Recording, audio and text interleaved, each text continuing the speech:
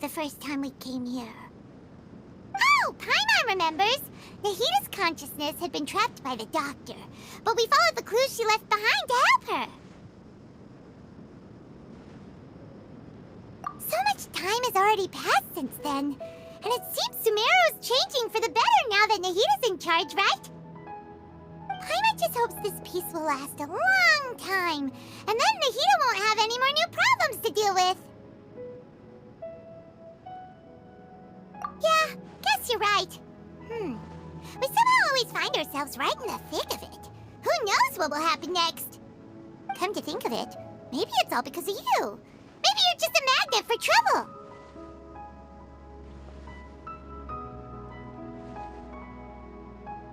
Huh? Me? Before Paimon ran into you, Paimon never ran into any trouble. At most, when she was super tired, Paimon got caught in some strange whirlpool and sucked out into sea. And even then, you fished Paimon out! Anyway, for Nahida's sake, maybe we should think about heading to our next destination for now. Ah, look who it is. Running into you in a place like this? I can see you two still love wandering around. Oh, it's Dia! Since when are we just wandering around? We're usually taking care of some serious business. Even though it may have nothing to do with our journey. But never mind that. What brings you here? I just finished a commission in the desert for a usual client of mine. Nothing too interesting. Just escorting a shipment of goods. I'm on my way to report back. That's when I saw you two all the way over there, chatting away. What were you two talking about, anyway? Huh? You serious? Can't say I saw that coming. But you are travelers after all. I guess you'd never stay for too long in one place. Bumping into you like this will become a rarity. I'm starting to feel sad just thinking about it. Hey, how about I gather a few mercs to escort you two? What do you say? Thanks, but no need. Oh, Paimon had no clue you'd miss us so much. But don't worry, we'll come back to see everyone when we get a chance. Sounds good. All you need to do to get to Fontaine is cross this stretch of desert and navigate some waterways. Knowing you two, I'm sure it won't be anything you can't handle. So, when are you leaving? Oh, wait a sec. Paimon just remembered there are still a few dishes in Sumeru that Paimon hasn't tried yet. Now, where's that list Paimon made?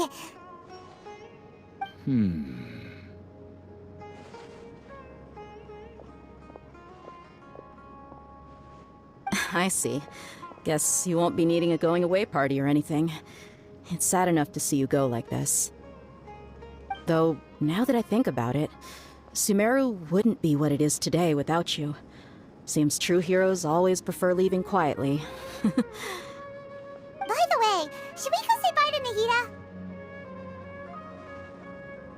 Oh, good point. Then there's no need to bother her in the real world. Then, I guess this is goodbye for now, Traveler in Paimon. Whether as a client or a friend, you're always welcome to come find me.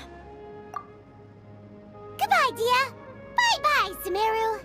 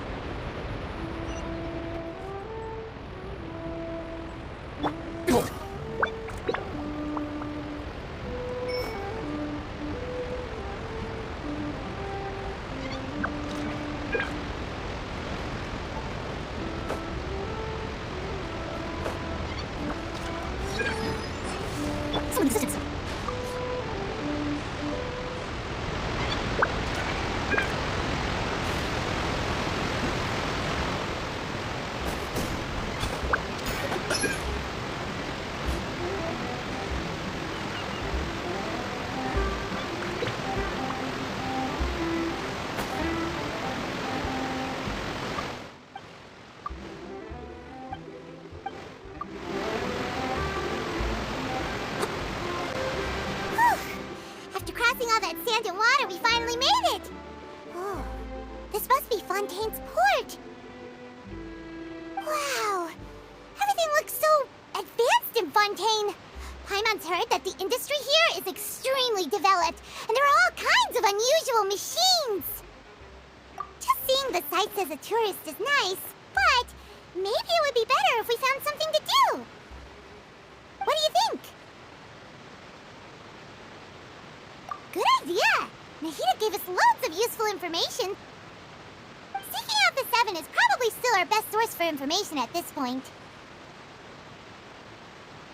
Yeah, the more we can learn, the better.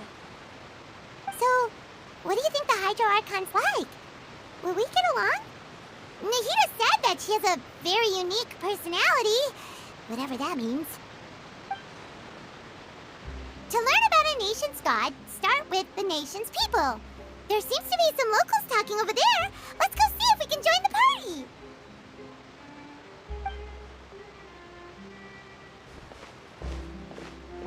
If you ask me, it's a tragedy how things ended for him. Clearly, he was a pretty decent person. Yeah, I didn't expect that kind of ending for him. I thought he would at least fight on a little longer for his family. I was expecting a sudden plot twist, but it's a pity that it never happened. Still, his story is quite the tearjerker.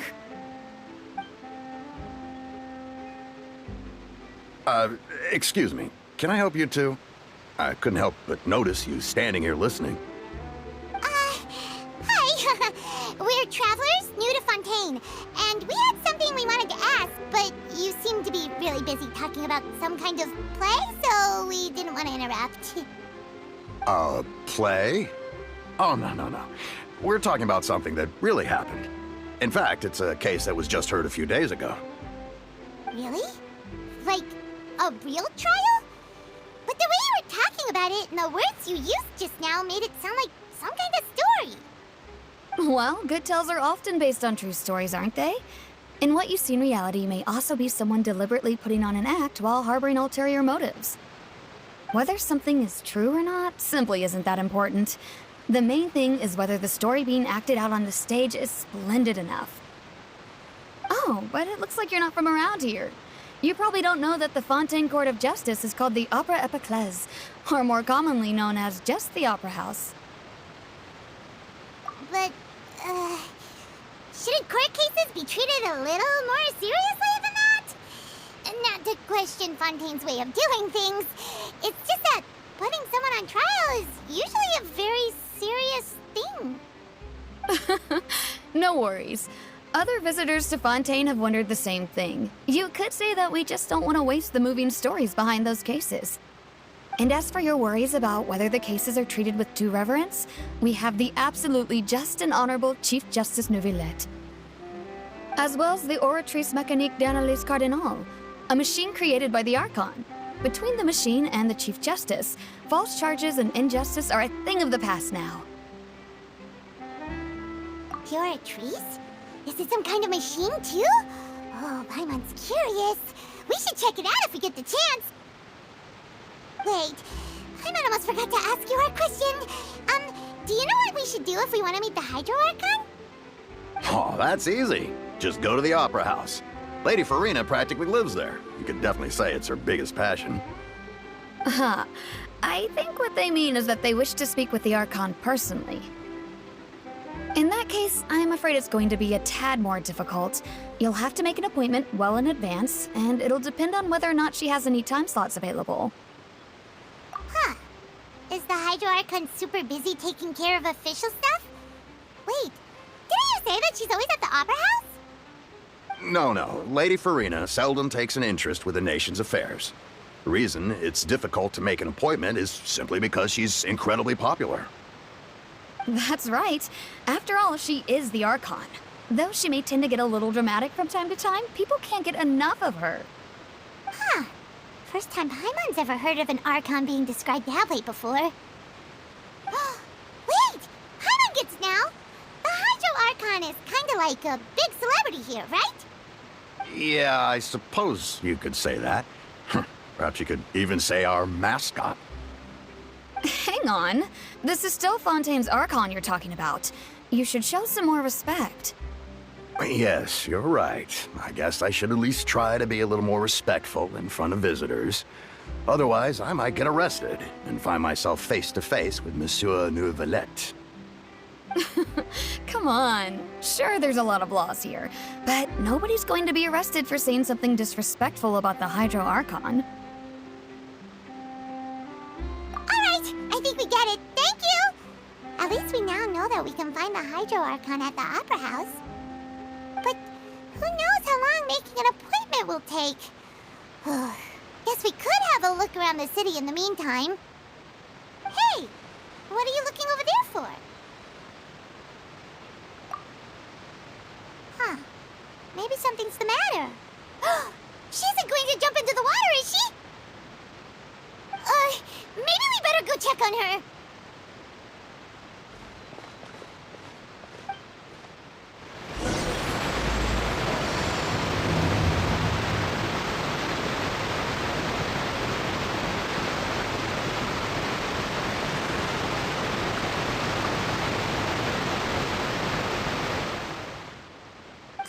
Hello there.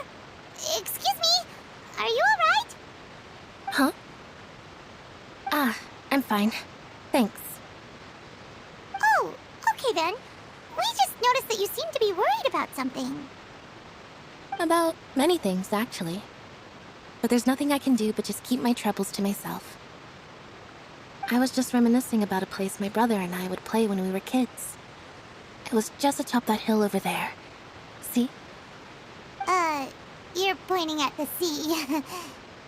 Wait, are you saying that you and your brother lived in the water?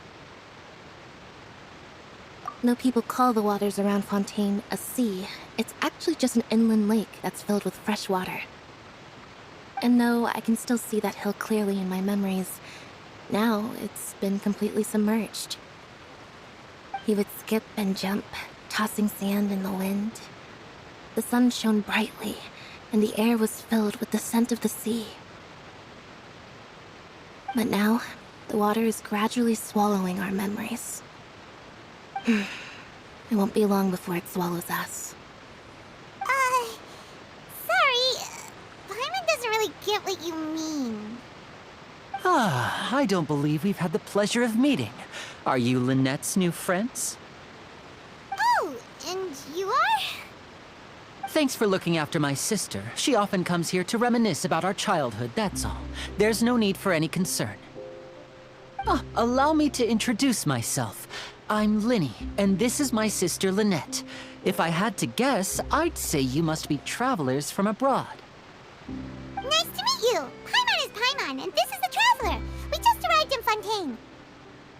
We were just talking with your sister. Even though we didn't really get what she was saying. I see. It's unusual for Lynette to be so willing to talk with anyone. In fact, she seldom speaks at all. I'm usually the only one she ever talks to. Oh, really? Then you two are just like us. Paimon's always the one talking for some reason.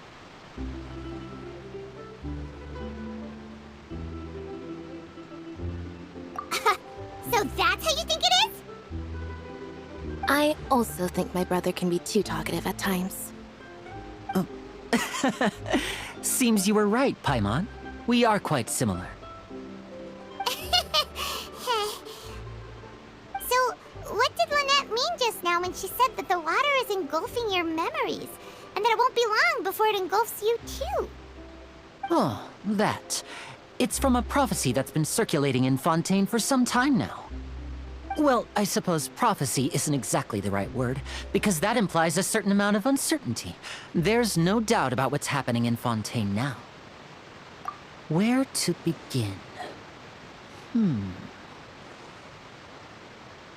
Let's put that question on hold for a moment.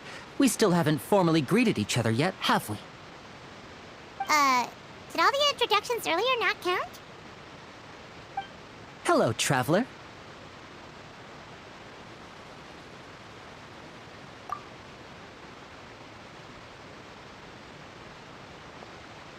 And hello, Paimon. Hey! Why didn't Paimon get a handshake? You're not poking fun at Paimon, are you? Please, don't take offense. Just consider it a sort of etiquette we have here in Fontaine when making new friends. You should remember it. It might prove useful. Oh, all right then. Well, Paimon's just happy to have a local friend now. By the way, we were just getting ready to go to the Opera House to meet the Hydro Archon. Would you be able to show us the way? So you're going to see Lady Farina? No problem at all. In fact, I was planning to go to the Opera House later myself. I'll gladly take you once I finish things here. Please, follow me.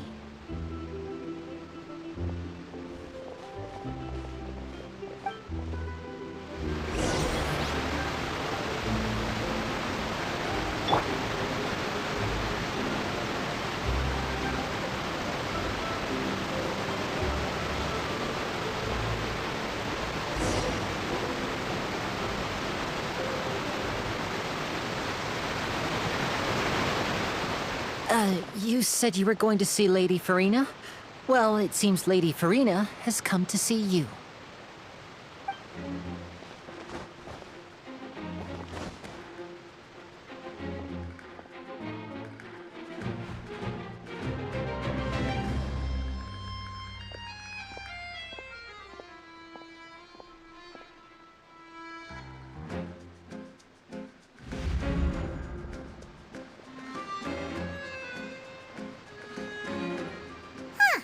So, she's the Hydro Archon? But how did you know we were looking for her? My dear people, rich and poor, those with cup in hand and those with nothing at all, raise your glasses in celebration! If you don't have one, then just raise your hand in lieu.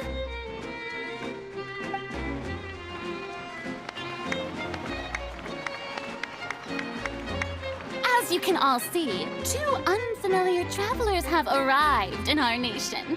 Come, let us make a toast in honor of this traveler and his companion who have journeyed here from distant lands.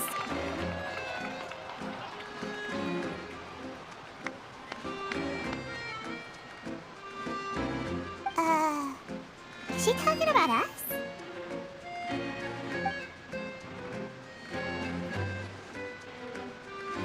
I've long heard of the turmoil and chaos you've left in your wake as you visited other nations. But I welcome you nevertheless. No, I have come to receive you personally. Fear is for insignificant cowards. I am a god, and I will never entertain the notion of such meaningless wariness. You can be rest assured, I see clearly your sincerity. Of course, seeking an audience with me is the most sensible thing to do. It will allow you to truly behold my power and witness my authority. Intelligent people always gather under the correct banner.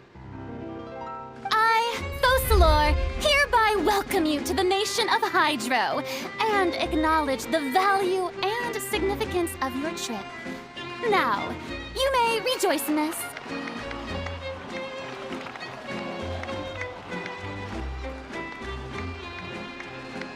Yeah, Paimon still can't believe it. Feels like we've only been here for a few minutes. But the Hydro Archon's entrance was, how should Paimon describe it? A little over the top? Miss Hydro Archon? How did you know we were coming? I see. As Outlanders, you inevitably lack even some of the most basic understanding. Don't forget that even the gods can be divided into the mediocre and the excellent. I suppose it's only natural for you to be awestruck by my abilities. You had best stop and consider. Do you really have the noble qualities and etiquette necessary to communicate with a god? All it takes is a flick of my finger for me to know everything about you. Whoa, talk about sounding high and mighty.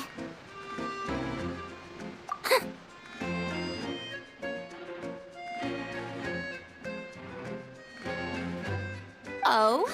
What's with these looks? Perhaps the welcoming ceremony still isn't enough? What else should I say then? Is she waiting for us to start talking? Wow, I didn't expect to see Lady Farina here. What a surprise! Wait, does this mean they're the legendary blonde traveler? How did I not notice before? Hey, what's all the commotion? Oh, is that Lady Farina? Is there some kind of drama going on? Of course. That's the blonde traveler, the one all those stories are about. Lady Farina came here to personally see him. Oh, I bet this is going to be the duel of the century. Ooh, I've got to see this. I knew Lady Farina would never disappoint.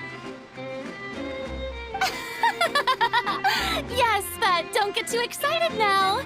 My dear believers and spectators alike tend to get quite rowdy, and despite the noise, I've come to tolerate all their ruckus. You may consider this my reward to all of you. I have determined that there will be an epic duel between myself and this traveler from another land, just as you were hoping to see. Now she wants to fight? Aren't we getting a little ahead of ourselves?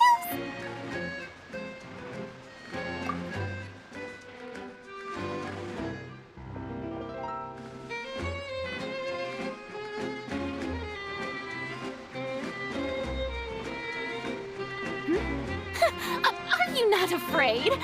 Might I remind you that this is a duel against the divine? What are you trying to do, traveler?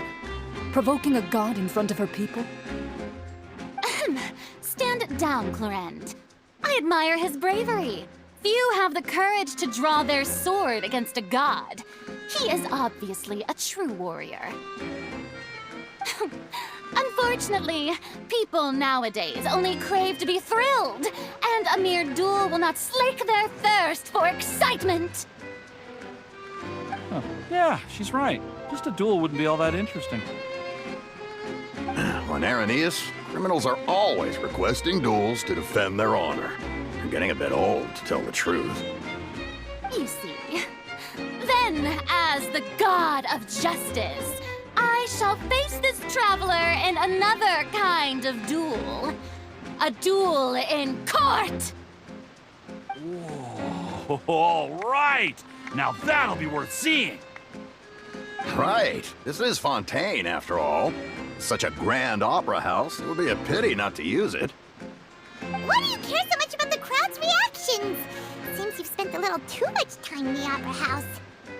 Besides, how exactly do you plan to have a duel in court? You mean you're going to put us on trial?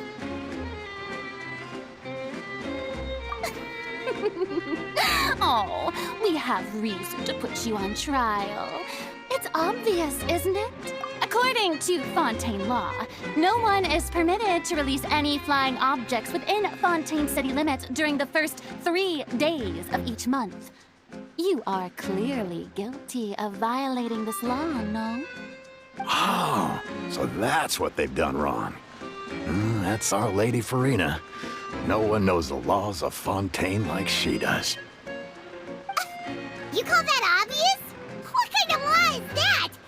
Wait, flying object? You mean Paimon? Precisely!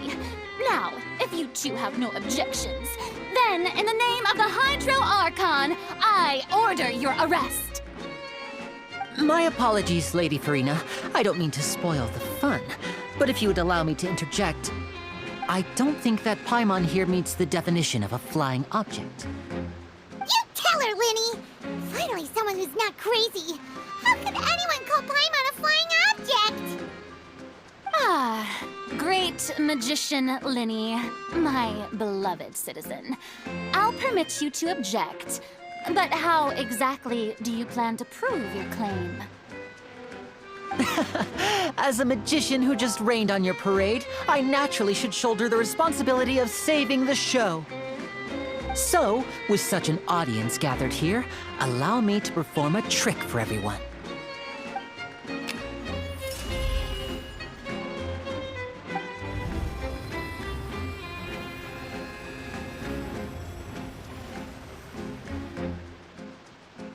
Ta-da! What's that on Paimon's back? Hey, when did you do that?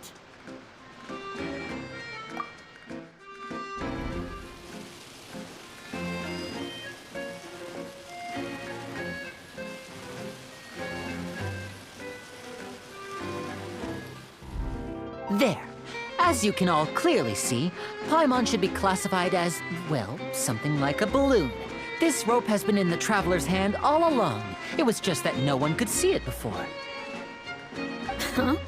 You call that magic? You've got to be joking. I thought it was pretty good. Nice one. Huh. I'm not sure what to think. It seems Lady Farina's charges no longer hold water.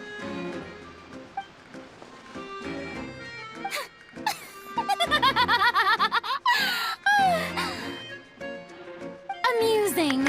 Very amusing, Linny. Just the sort of unexpected twist that I enjoy. With you here, today's performance can finally be called complete. Performance? You see all this as a performance? In which case, consider the matter of your trial resolved. The god of justice will not bring charges against an innocent person. But when there are valid grounds, I will not only judge travelers from abroad, but even the gods of other lands. I look forward to seeing your upcoming performance at the Opera House, Mr. Linny and Miss Lynette. That's enough for now. Toodaloo!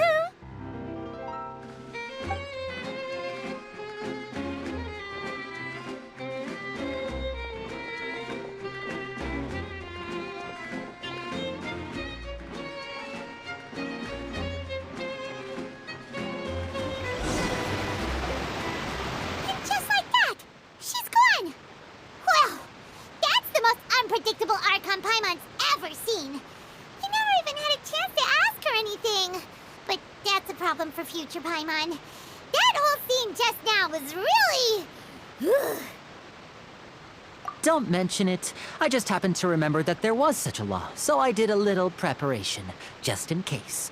I didn't think it would actually come in handy. So, now do you see what kind of god Lady Farina is? She can be a bit confusing at times, but she is still amenable to reason. Anyway, Paimon had no idea you were a magician, Linny. It sounded like you'll be performing at the Opera House, right? I just know a few simple tricks I use to make a living. Lynette is my assistant.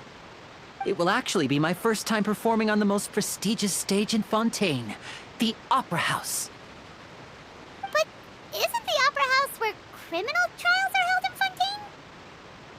When there are no public trials being held, the Opera House hosts a variety of other performances. To the people of Fontaine, the line between a trial and a performance can be a little blurred. And speaking of performances, I would be remiss to forego this opportunity gifted by fate. Might I invite the two of you to see my performance? My brother's always excited to make new friends. Oh, sure. We don't really have anything to do now, and we wanted to go to the Opera House anyway. Splendid. In that case, why don't we go together? I'll show you the way. I just have something to take care of first. Oh, you really mean it? Then I'll take you up on your offer. This is a magical item known as a magic pocket. Perhaps you can help me distribute them to the people here. Huh? What are they going to use it for? About that... You asked me before about the prophecy, right? Let me start by telling you a little more about what it entails. I'm not sure exactly when it began, but a prophecy has been circulating around Fontaine. It says that every person in Fontaine is born with sin.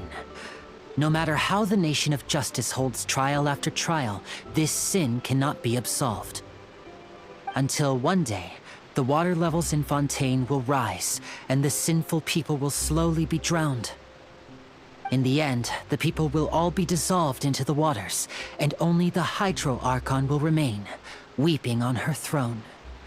Only then will the sins of the people of Fontaine be washed away. That sounds pretty gloomy. Why are people in Fontaine born with sin? What is that supposed to mean? There are lots of guesses. Some say that the ancestors of Fontaine stole the power of the seas and stirred its wrath. Others say that the people of Fontaine never heeded the first Hydro Archon's warnings and offended Celestia.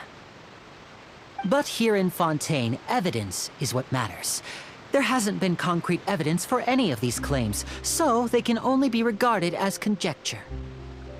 If even the people in Fontaine don't know what sin they committed, wouldn't it be better just to ignore the prophecy completely? Why bother feeling guilty all the time? That's exactly what the people did at first. But in the last few years, the water levels in Fontaine have actually started rising.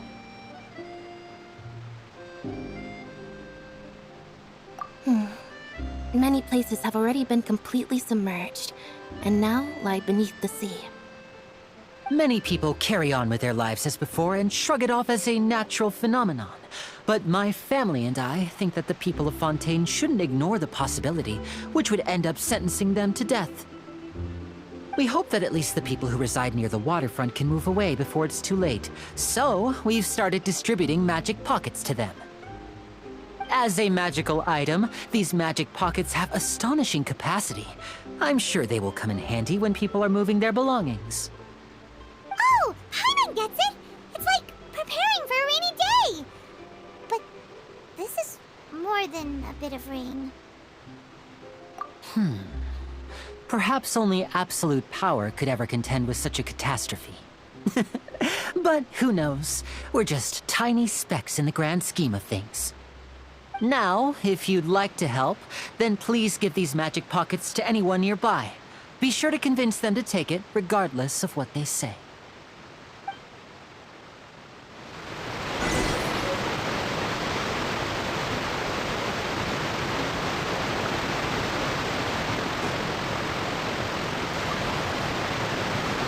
What's this?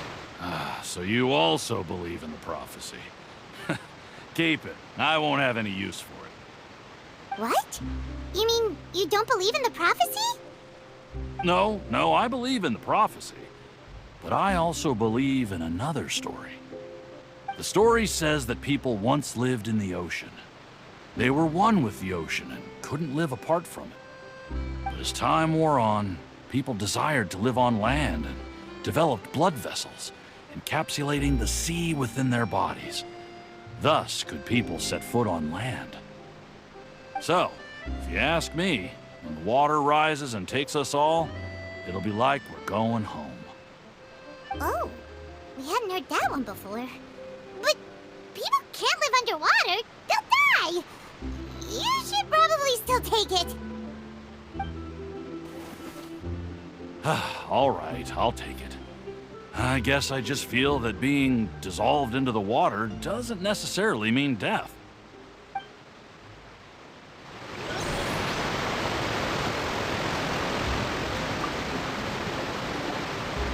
So you're the blonde traveler that everyone's been talking about.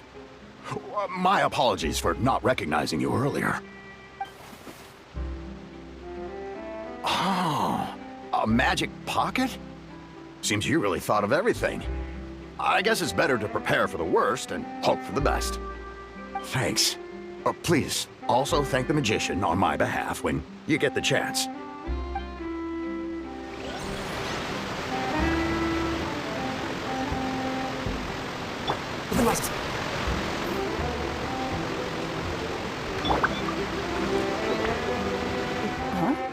I don't want that thing. Way I see it, if the prophecy's true, it's still gonna be a long time before the water can cover everything. Life is all about living in the moment. What use is there in worrying about the future all the time? We'll cross that bridge when we get to it. You should still take it. You never know when it'll come in handy. Oh, all right, fine. Thanks. It's just that if I start moving, that means I've already given up on the life I have now. I'd really rather not.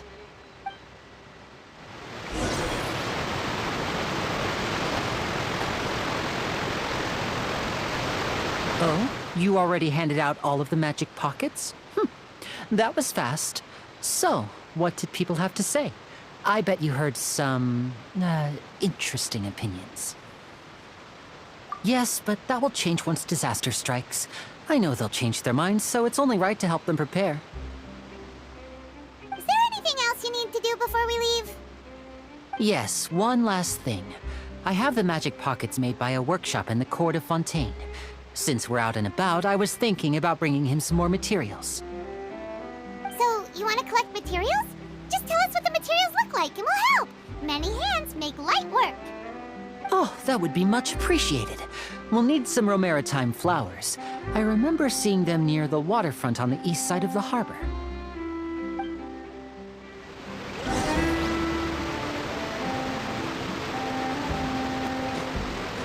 Someone assistance. It seems we have to use Hydro to collect Romaritime flowers.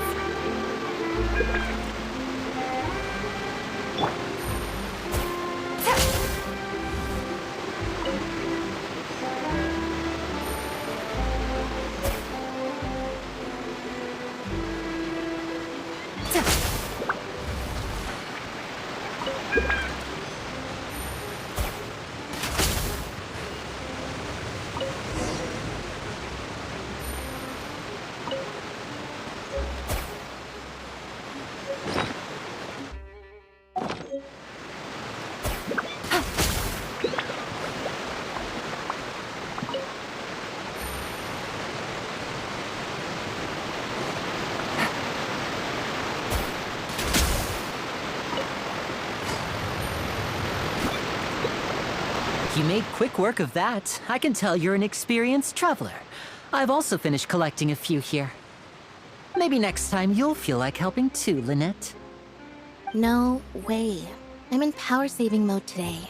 Otherwise, I fear I may not have any energy left for the performance at the Opera House. Fine. Though the performance is still a long way off. Now that we're finished here, we should get ready to head back to the Court of Fontaine. So, we're going to the Court of Fontaine before we head to the Opera House? Good. Paimon wants a tour of Fontaine's largest city and try...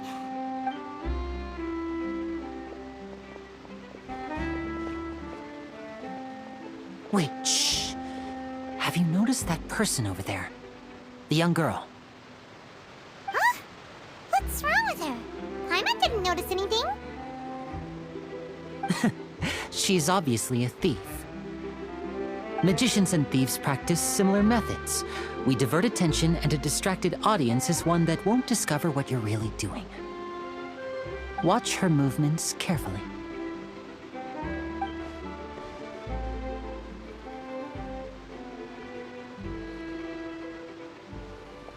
Oh, he's right! Shh, keep your voice down. We need to think of a way to catch her, but it seems she's very alert. Perhaps we should split up.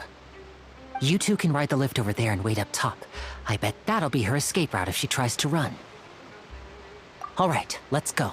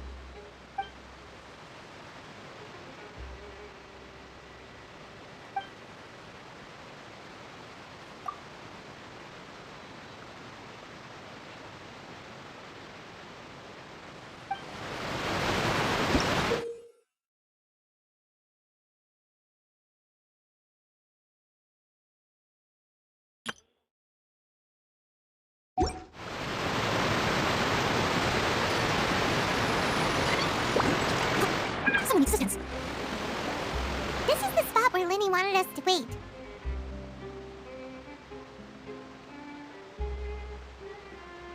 Oh, look! Isn't that her?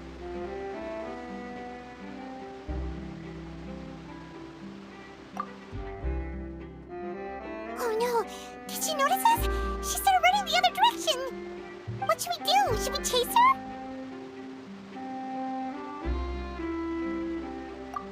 You're right. She might also be trying to lure us away.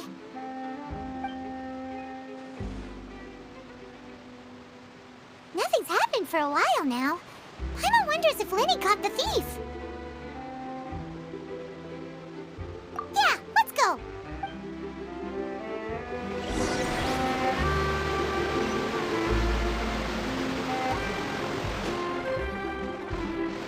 Are you sure that's all she took?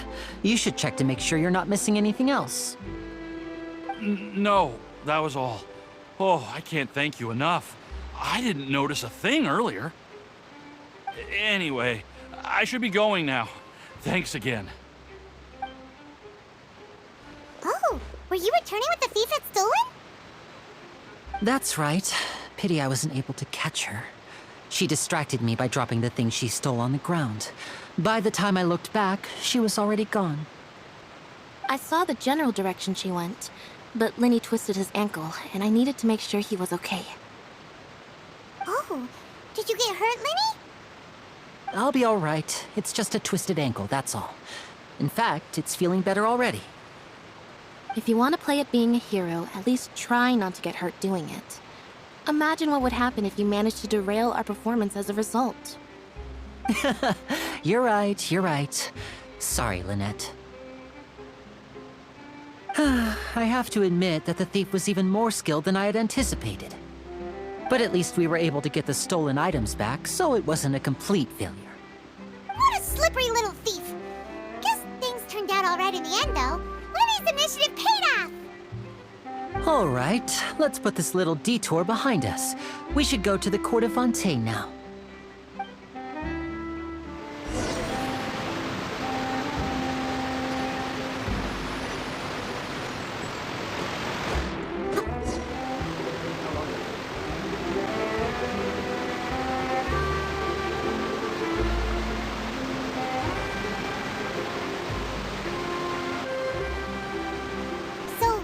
Ride this thing to go into the city? What an ingenious way to get around!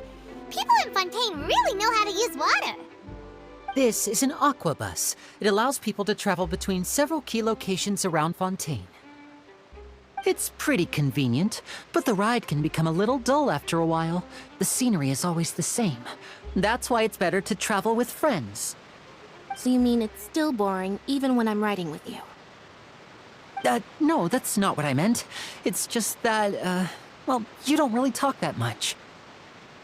Besides, it doesn't really feel like a real trip when it's just the two of us. It's the same as being at home. Whatever. Guess that's what it's like to be an older brother. It's about time for us to leave. Let's get on board.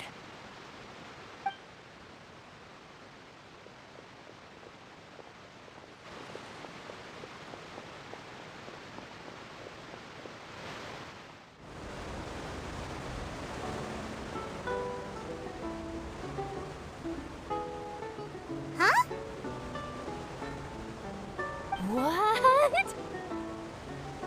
Traveler! Paimon! Charlotte! Oh, I never guessed I'd bump into you while riding the aquabus. In the story of my life, this is big news. What are you doing in Fontaine? I didn't hear anything about you paying us a visit. Yeah, it's quite the coincidence, but as travelers, we're always on the move. It's not surprising that nobody knew we were coming. Though we still have no idea how the Hydro Archon knew about us. Oh, let Paimon introduce you to our new friends! Oh, no need for introductions, Paimon. I would recognize the great magician Lenny and his assistant Lynette anywhere. I wouldn't be much of a reporter if I didn't know who they were. It's a pleasure to meet you. I'm Charlotte, a reporter for the Steambird. Nice to meet you. From the Steambird, huh? We've often relied on your paper to promote our performances. It's an honor to meet you. Now that everyone knows each other, Fontaine suddenly doesn't feel like such an unfamiliar place. So, what have you been up to lately, Charlotte? Any big news? Not too much. When there isn't any breaking news, I mainly cover the trials at the Opera House. You can still manage to keep readers' attention as long as you tell things from a clever enough angle, even if it's the same old topics.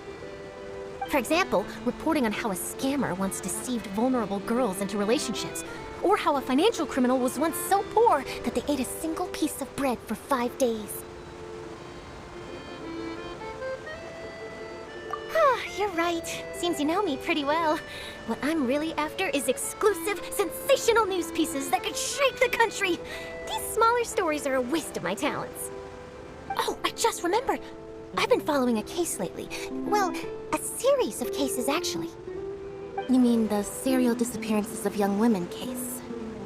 That's right! These stories are the talk of the town right now, and it's probably the most mysterious case we've ever seen. If I'm the first with a draft ready to publish when the case is finally cracked, and it's the headline story in the Steambird, oh, when that happens, I bet all the other reporters will shed tears of envy. I've already gathered all kinds of materials. I just can't wait for the truth to be revealed. So, what is the serial disappearances of young women case? You mean the culprit hasn't been found? That's right. The first missing girl case happened almost 20 years ago. And ever since, after a period of time, another girl disappears. What the cases have in common is that the girls are all of a similar age, and that they've all vanished without a trace. But the scariest part is that to this day, none of the girls have ever been found. Many suspects have been arrested over the years in connection with this case, but shortly after each arrest, another disappearance would always happen.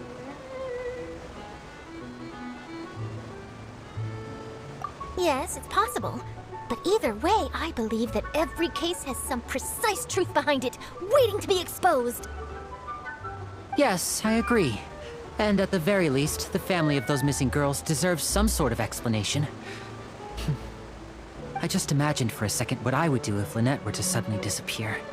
I'd pay any price to get her back, and then find a way to track down the culprit. Please don't imagine that, Linny.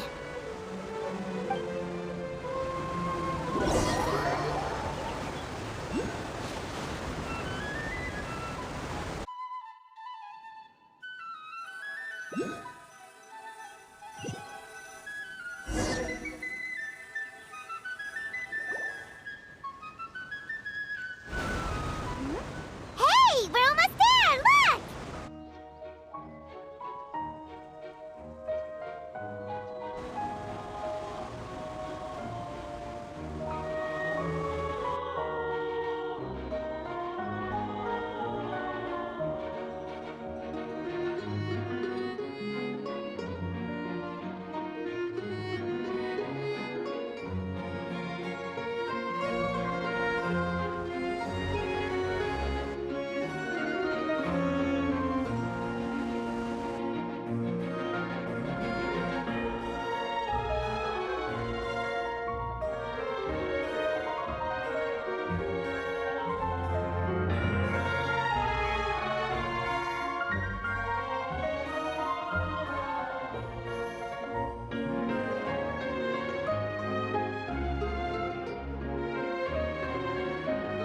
Well, I really enjoyed chatting with you. Life should be full of pleasant little surprises like this. Yeah, us as well! The ride went by too quickly. I have an interview to get to. I should get going before I'm late. Okay, Paimon hopes we can chat again soon, Charlotte. See ya! Bye now. Oh, be sure to stop by and see me at the Steambird when you have time. What a tough job. Always running around and interviewing everyone. Well, where should we go now? If you don't mind, how about we stop by my home first? Besides, I still have all the materials we collected. Sure, we wouldn't mind at all. This city is so huge, Paimon wouldn't know where to start anyway.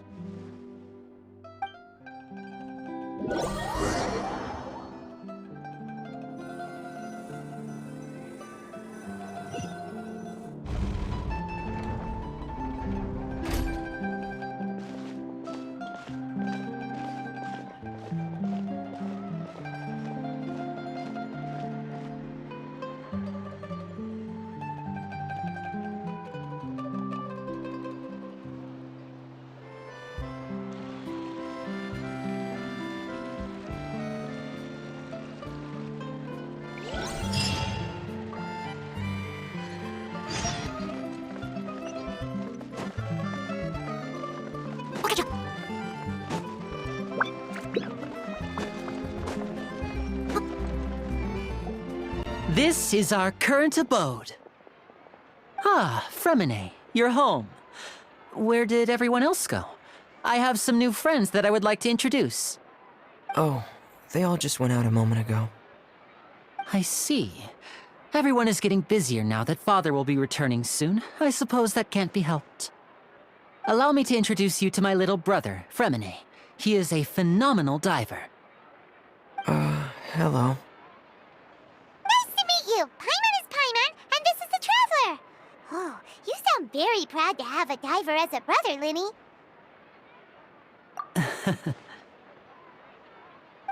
Linny, could you come here for a moment?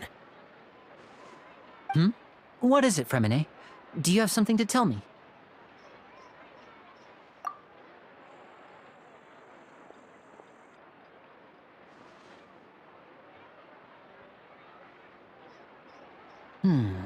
Okay, I see. Is everything all right? Oh, it's nothing. We were just discussing a little housework. Sorry for the interruption. Oh, before I forget, the Traveler and I collected more materials to make magic pockets. Were you able to get any, Fremine? Yes, I went diving and gathered lots of materials. I was about to give them to you. That's our Fremine, always quick with the underwater work. All right, I'll take these to the workshop.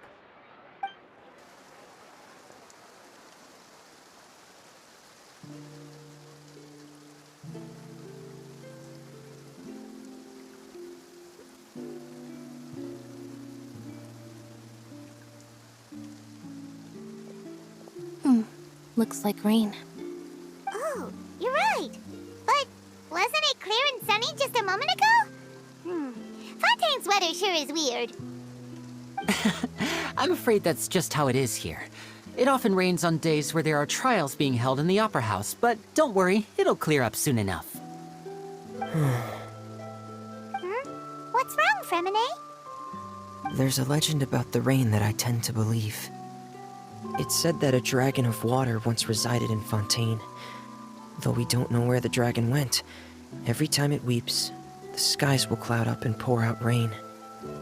When I was a child, my mother told me that if I wanted to go outside and play, I should yell toward the sky at the top of my lungs. Hydro Dragon! Hydro Dragon! Don't cry! If it's an elemental dragon, then having the power to make it rain wouldn't be very unusual. Let Paimon try something. Hydro Dragon, don't cry!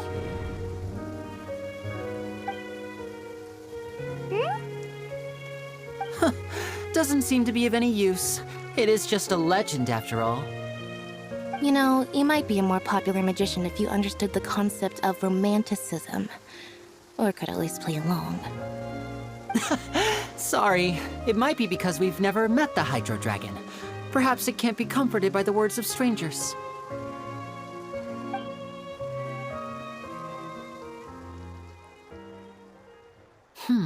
It rained for longer than I suspected. Oh, it's already getting late.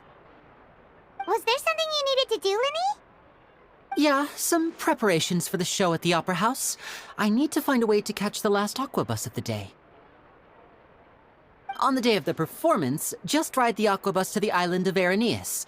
I'll have Lynette meet you at the fountain in front of the Opera House. Oh, are you leaving now? What is it, Fremine? I'm in a hurry. Oh, I get it. You feel nervous delivering the materials for the magic pockets, is that it? Perhaps we could trouble the Traveler to help us take these materials to the Beaumont workshop and deliver them to the owner there?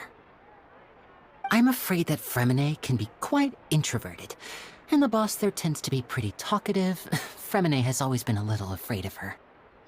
No trouble at all! Don't worry, we're on the case! Sorry for the inconvenience.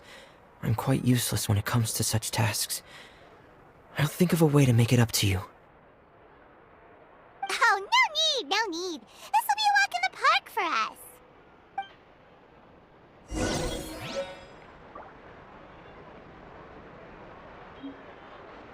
Thanks again, you two. I really can't deal with that lady.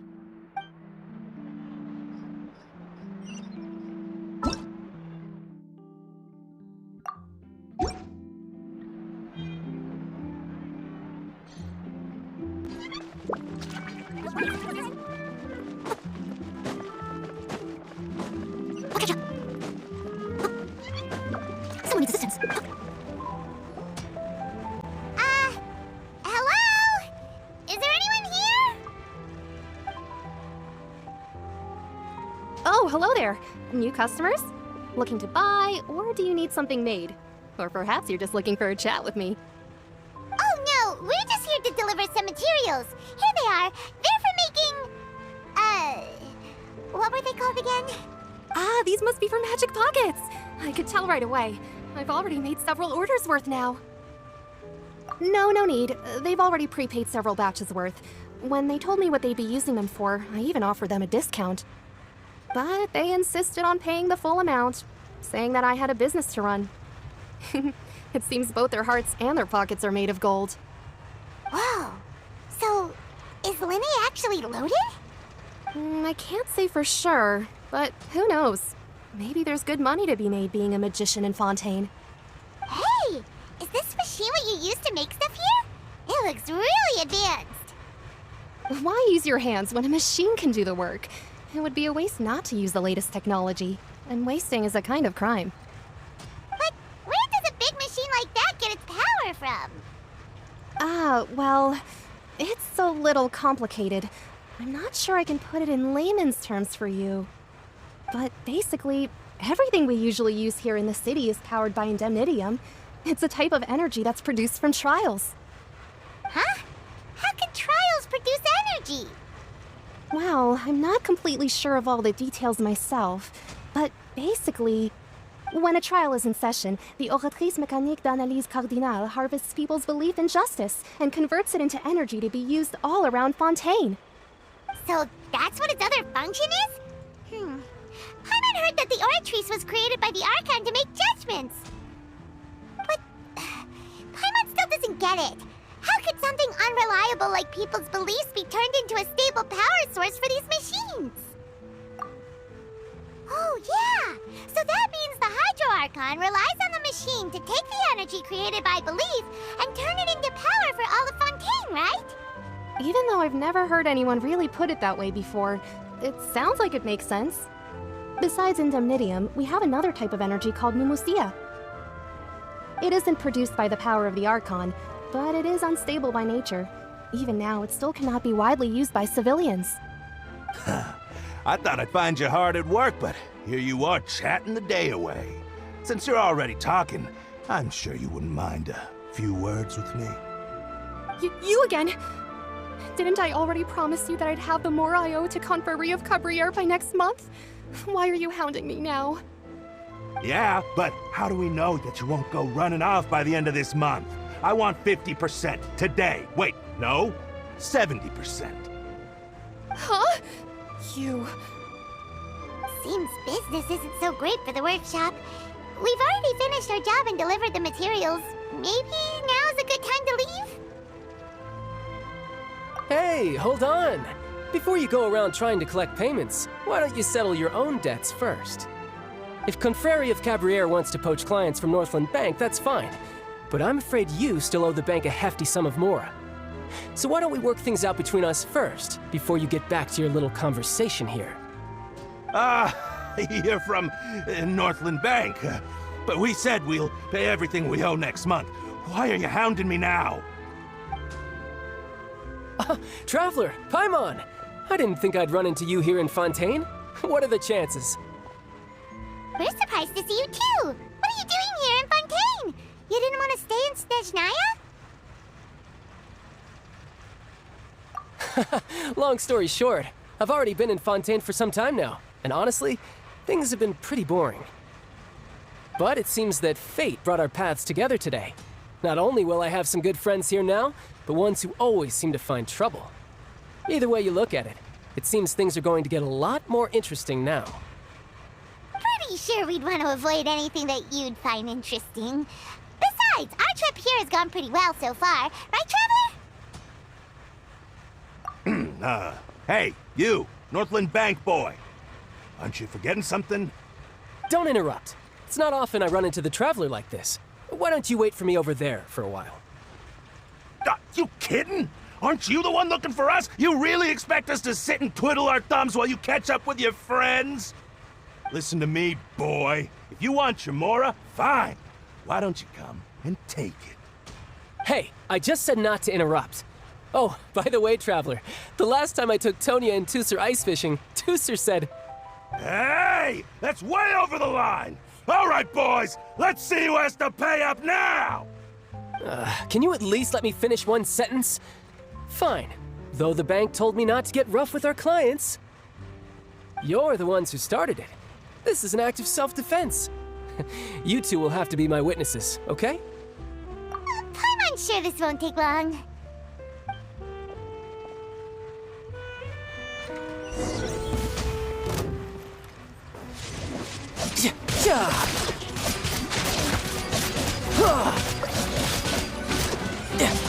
Shouldn't let your guard down.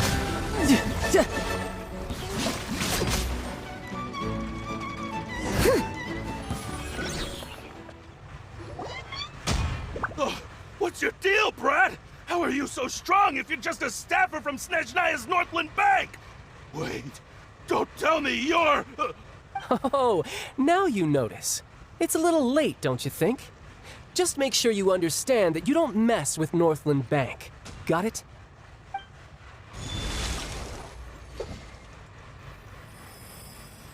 Huh? Now's my chance!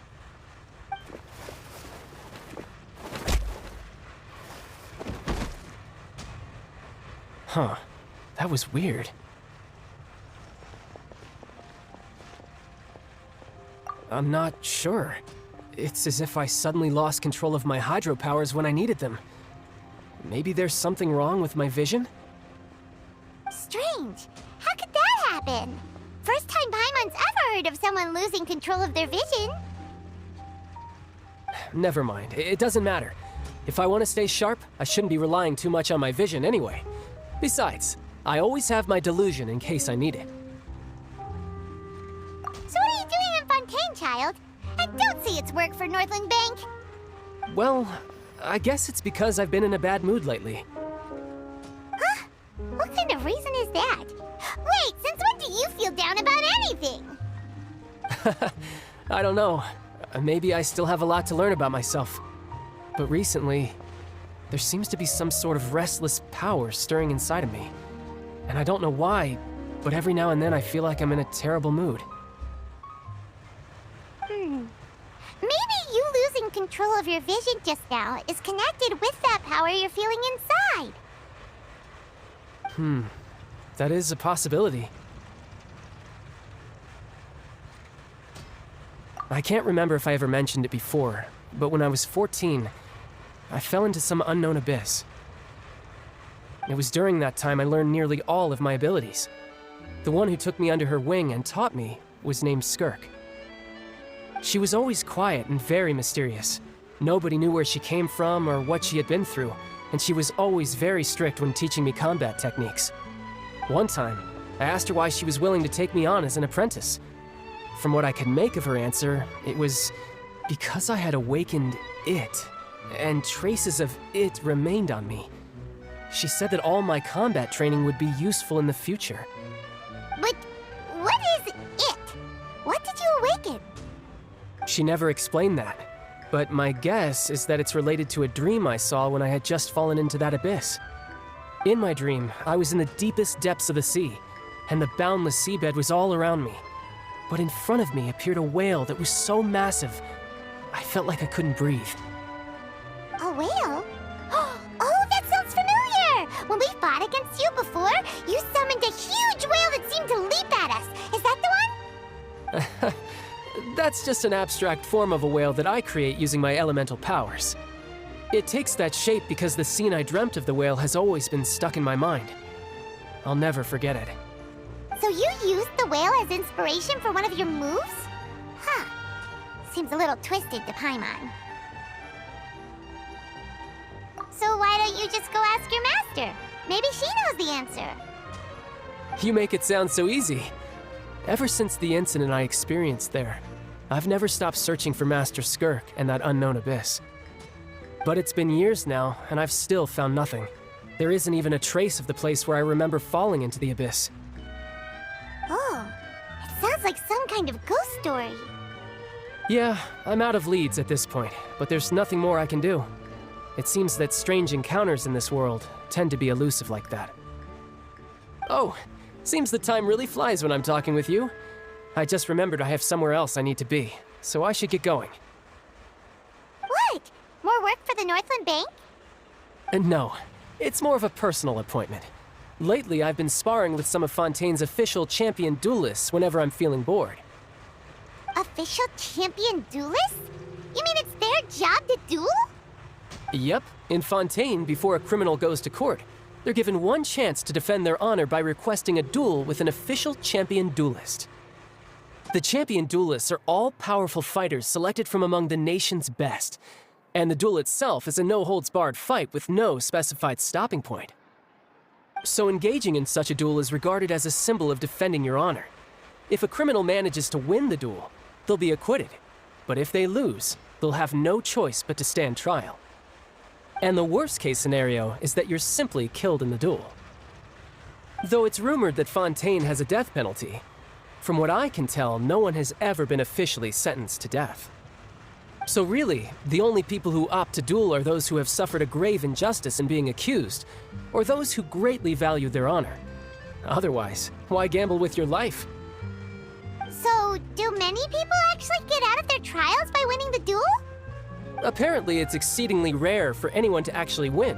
Fontaine probably enacted this system as a way to show that the nation respects the honor of its citizens. Besides, none of the champion duelists are to be trifled with, which is exactly why I was itching to face them as soon as I got to Fontaine. Apparently, the one I'm meeting today, Clorinde, is the strongest of the champion duelists. I had been asking her for some time before she finally agreed to face me today. Well, that's child for ya. Paimon feels like we heard that name somewhere before. Clorinde. Huh. Oh, before I forget, I want you to have this. Huh? Your vision? You're seriously just giving it away? I'm just worried that it could become uncontrollable again. I'd be pretty upset if it got in the way of my duel, so I think I'll be better off without it for now. Besides, I just need you to hold on to it for a short while. I'll come retrieve it when I have some time later. Paimon knows what you're up to. You just want an excuse to come talk to us again, don't you? Whatever gave you that idea? I'll be in touch later.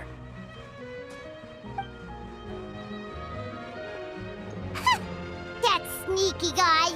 He said he's been feeling down lately, but he seemed the same as ever to Paimon. Well, since we don't have much to do for now, we might as well walk around and see the city before Lenny's performance.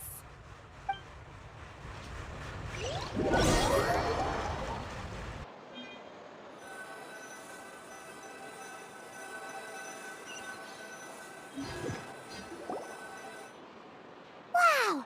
Who could have seen that coming? The reporter who was barely around for most of the story was the murderer all along! Sorry. Paimon was just surprised, that's all. Whew. Paimon never saw that twist coming. The murder mystery novels here are amazing. The whodunits here in Fontaine are a lot different than the light novels you see from Yai Publishing House. Both have their merits, but Paimon thinks this style of novels are more, well, novel. It's so exciting to reach the moment when the mystery is uncovered, especially in the one Paimon was just reading. You should buy a copy and read it too. Oh, sorry about that. Paimon will be more careful next time. Hey, shouldn't we be heading to the Opera House to see Lenny's performance soon? It's almost time for the show to start, so we should get going. Lenny said that the Opera House is on Aranias, so let's go ride the Aquabus!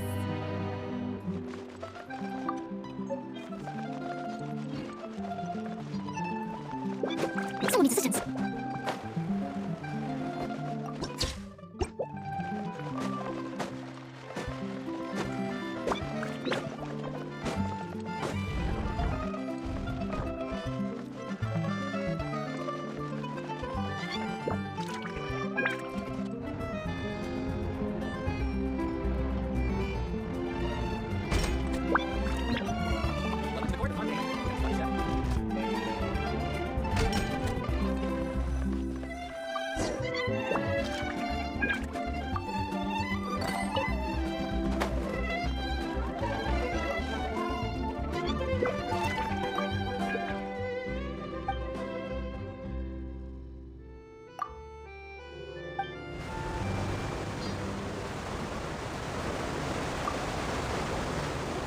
Welcome to the Navia line. I am Elfan. The boat will be departing imminently. Please do not stick your head, hands, or other body parts outside the boat. The Aquabus operator is not responsible for any accidents or injuries resulting from doing so. Also, please remember to buy the Steambird, though I don't read it myself. The destination of the current tour is Erinias. Points of interest worth visiting include the Fountain of Lucine and the Opera Epiclese. If you look to the left in the direction we are currently traveling, you will see the famous Fontaine Research Institute up in the sky.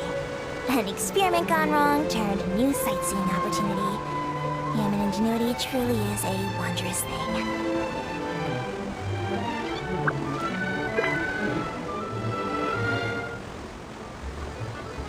We are now approaching our final destination. Please be sure to bring all your personal belongings with you as you disembark. Even though I will take any forgotten items to the lost and found, the paperwork is rather annoying, as Melusine hands are not suitable for grasping pens. Please be careful when disembarking. It has been my honor to be your tour guide this trip. Thank you.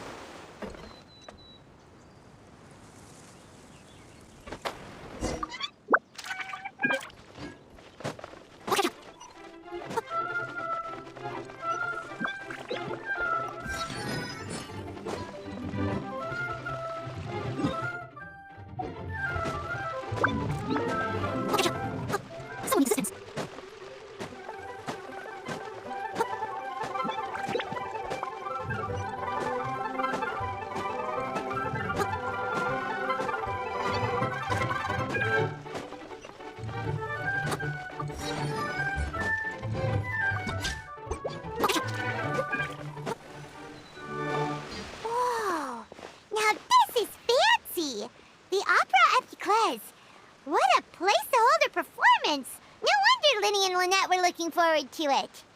Huh. Looks like there's a lot of people standing around the fountain up ahead. Oh, Archon, please bless us with a bright and healthy child. We pray. I don't know why you always feel the need to ask so much. I'll be happy as long as our child is healthy and lives a peaceful life. I guess if they're our kid, then there's no doubt they'll turn out smart. Maybe this is one of the customs in Fontaine. There sure are a lot of couples here. Vache. What's wrong? Vache. Vache. No, Paimon didn't say anything. Are you hearing things? Welcome to the Fountain of Lucine. All the water flowing through Fontaine converges here. It's customary for newlyweds to come here and wish for children. Annette! You scared Paimon! Why did you get here? When he asked me to wait here for you, remember? Right. What do you mean? There are a lot of people here right now. Hey, you're not trying to scare Paimon, are you? Besides, it's the middle of the day. It's not the time for eerie things. I see. I might be able to tell you something that could help explain the voice you heard. In fact, you might not be imagining things at all. I suspect that what you heard is a result of your hypersensitivity to the hydro element. Others in my family have had similar experiences. It's because of his sensitivity to the hydro element? But what would hearing a voice have to do with elemental power? When do you cry, Paimon? Wait, what? What does that have to do with anything? Just answer me. When do you cry?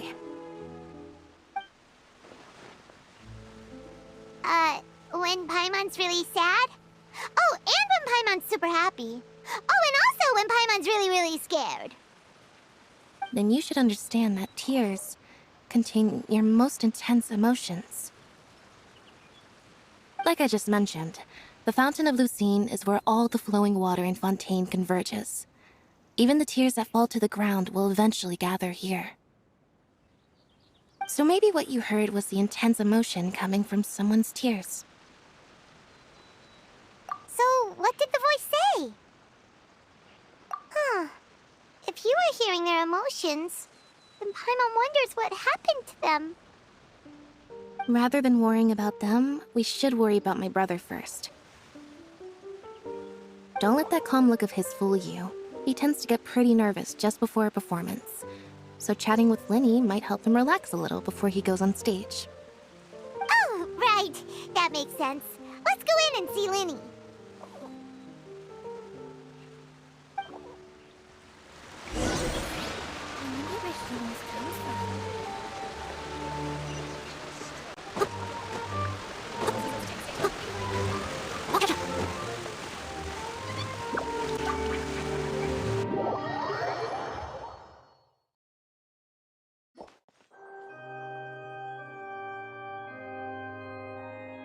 Traveler and Paimon, good to see you.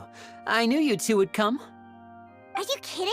We wouldn't miss it for the world. We've been looking forward to it. I can tell, judging by how early you've arrived.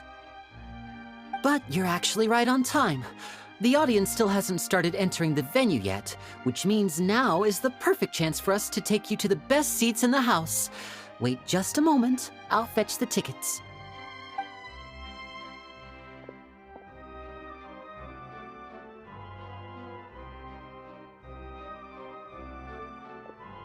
The Opera House has assigned seating, so you always have to make reservations. I've already reserved your seats, and here are your tickets. Ooh, front row seats! Thanks, Linny! Don't mention it. There's no need to keep thanking me. Hey, Linny! Could you come over here and take a look at this? Oh, I'll be right there. Seems there's an issue with the stage props over there. That's Cal, my assistant, calling me. I'll go lend him a hand. Yeah, we'll just go to our seats. You go ahead, Linny.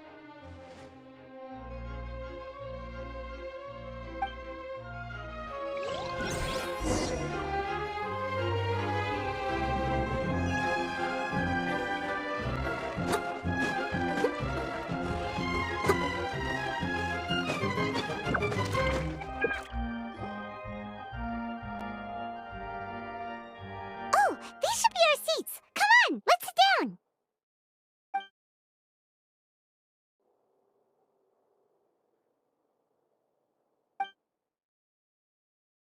Uh...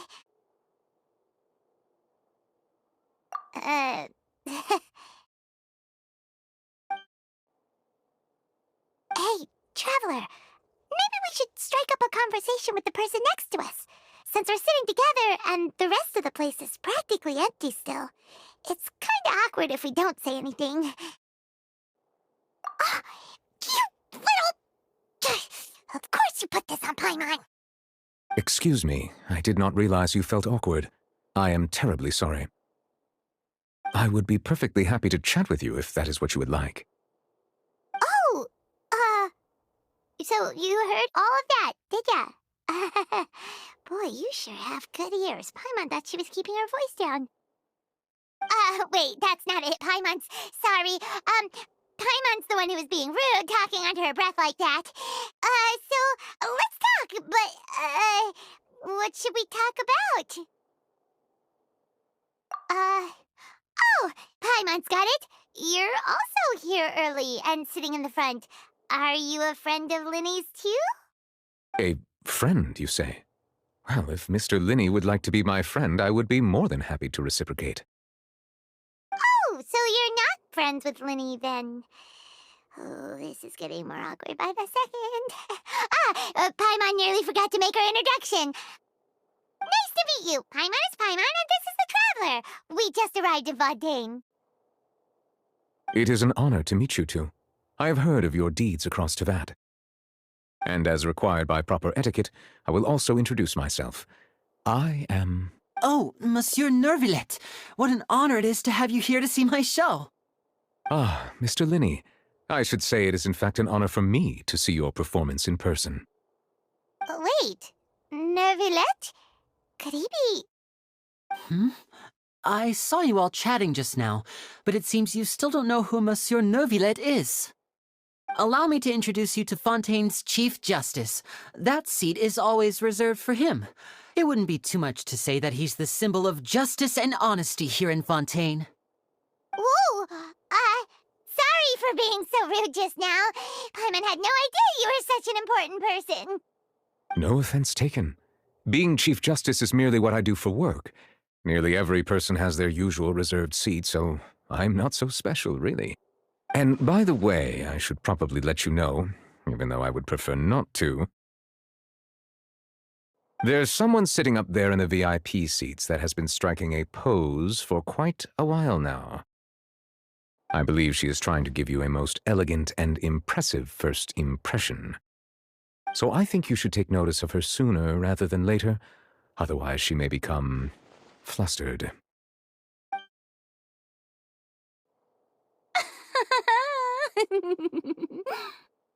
Huh?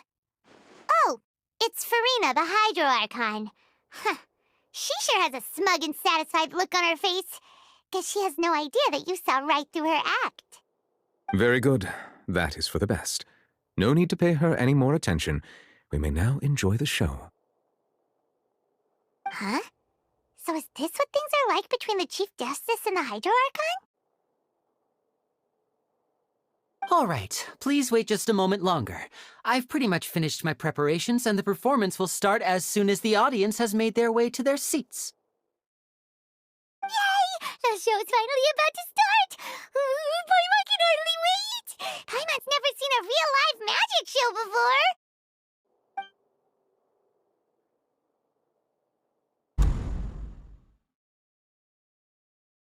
Ooh! They're dimming the lights! The show must be starting!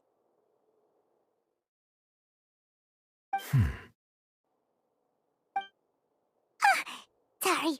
Paimon will try to stay quiet. Welcome, one and all, to the Opera Epiclese. I am the star of today's show, Linny. And over here is my sister, Lynette, who will be working as my wonderful assistant. Please, let's give her a warm welcome. Hello, everyone. I know she may seem to be a little sleepy right now, but that's just a sign that she's nervous. Whatever. Now, some of you may be thinking, two vision holders who can freely manipulate elemental powers performing magic is not true magic at all. So, I would like to take a moment to assure you that elemental powers will have nothing to do with what you will witness on the stage today.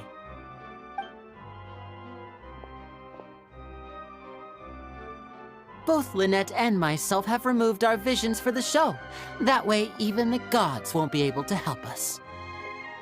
Oh, good point. That's what makes the show real magic. Now, without further ado, let the show begin. Lynette will now exit the stage to make some preparations. I know you might miss her, but don't worry. She'll be coming right back on stage momentarily. Perhaps in an unexpected way. I'm sure she'll be stealing the spotlight soon enough. Oh, and before I forget, there's one more thing I should say. You never know what can happen in the blink of an eye. A magician's greatest skill is making things disappear or appear. The possibilities are endless.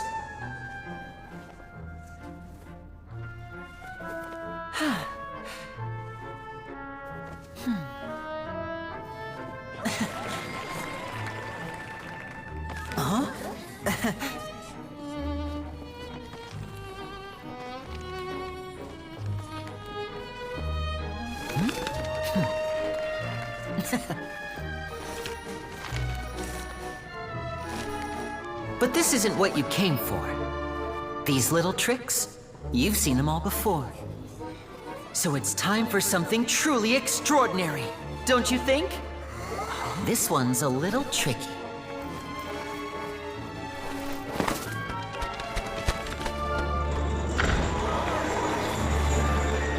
using this water tank, I shall make my sister vanish completely, right before your very eyes.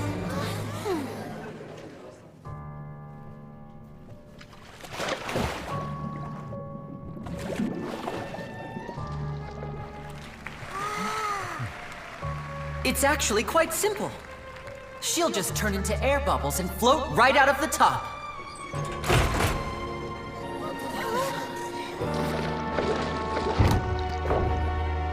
Oh no! I told them to check all the props carefully. With the lid on, even air can't escape. An amateur magician would be getting very nervous right around now. Luckily, it's me on stage, so let me show you what a true virtuoso can do.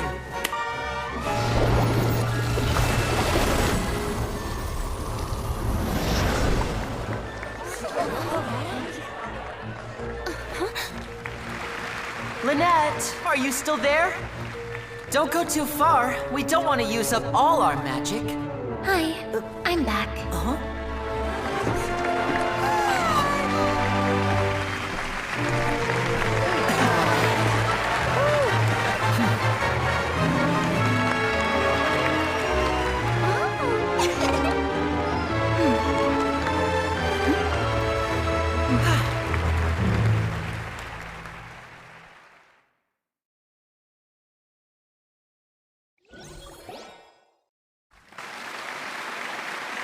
Whoa!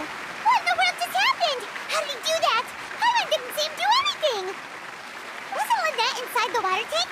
How did she disappear and then reappear out of nowhere? If we could see easily through his tricks, then that would mean that his skills are still lacking. To appreciate magic, you should focus on the show happening on stage, rather than getting caught up in trying to see that which has been intentionally hidden. Guess you're right. Paimon couldn't believe her eyes when Lynette reappeared. Amazing! Thank you everyone. I'm glad you enjoyed that performance. But our magical journey has only just begun. I've prepared even more astonishing surprises for everyone here. The magic of transformation and disappearance can go far beyond what you've just seen. I'm sure many of you are thinking that escaping the water tank was impressive enough, but Lynette is still my assistant after all. In which case, I have ample time to make all necessary preparations. So, for my next trick, I will require the participation of one lucky audience member. Please, if my assistants could bring out the magical boxes now. There are 2 boxes, and only 2 boxes. One is here, and one is there in the aisle among the audience. I'm sure many of our clever audience members have already guessed our next magic trick. A swap! Our lucky audience member and I will each enter a magic box. After 1 minute, we will each emerge from the opposite box. Now please, everyone pay very close attention to the box you see here. Don't give me any chance to make a move. Wow! How's he gonna do this? Hey, do you think this is all magic tricks, or does Lenny have actual superpowers? The lucky audience member will be generated by this random number selector. It selects numbers entirely at random. Even I don't know who will be chosen to participate. Now then, let's begin.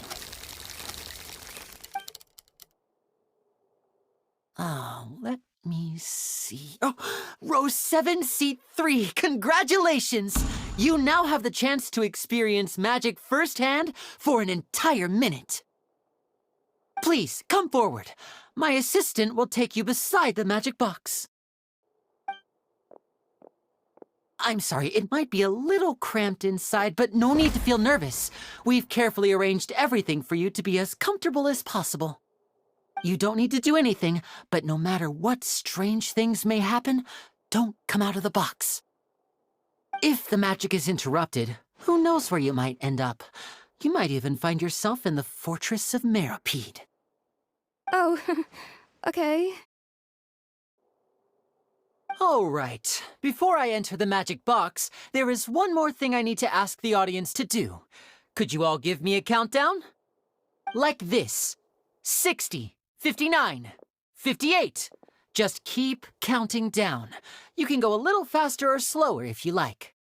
I won't be able to see anything in the pitch-black box, so I'll be relying on your voices to know when time is up. Oh, and no tricks now. If you quickly count from 60 in just 30 seconds, then I'll be in a tough spot. Ooh! Paimon kinda wants to count faster after hearing him say that! No, that won't do. I can see it in your eyes. You still can't be trusted. Let's practice together. Come on, repeat after me. 60, 59, 58. 60, 59, 58! That's right, perfect. Keep it going. All right, I'll see you all on the other side once you've finished counting. 54, 53, 52? Huh? Why aren't you counting, Neuvillette? I am counting in my head. I think things are exciting enough in here as it is. Merely a consequence of my identity and personality. Do not worry about me. Just enjoy the show. Oh, all right. You looked so serious that Paimon thought you might be feeling uncomfortable or something. 40, 39, 38! Mr. Linney, are you all right in there? Is everything ready? Yes, I'm fine. I'm just double-checking the direction of the magic. It would be a disaster if we get sent to the wrong places. For example, midair right above the audience. Even though he's saying that, Lenny doesn't seem nervous at all.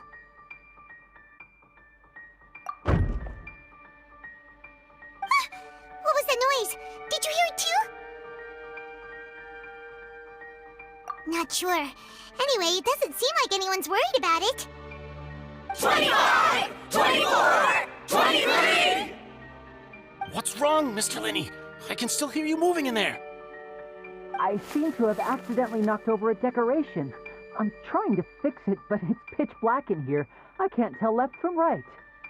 Never mind the decorations. There's no time for that. The show is what's important. No, that's unacceptable. I want my show to be perfect. Don't worry, we still have 20 seconds. Hear them counting? 19, 18, 17! It seems things aren't quite going as planned. I apologize, everyone. It feels like you're all starting to count faster, but that's all right. I know it can be tiring to do such a long countdown. 10 seconds and change is still plenty of time. 10! Almost there now. Whew, swapping two people is harder work than you might think. Even a master magician like me can't guarantee I'll get it right the first time. Hey, wait! Is this the back one? I can't tell. They both look the same inside. Huh? No, that's not it. I'll try again. 7! Hey, slow down! Honestly! 5! 4! 3! Whoops! That doesn't count! 0!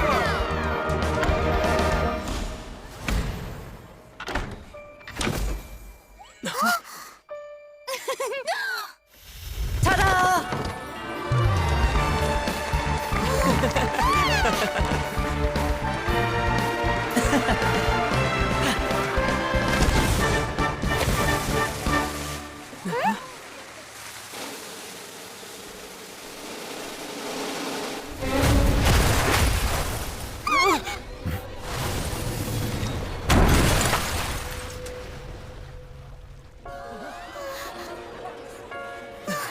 What happened?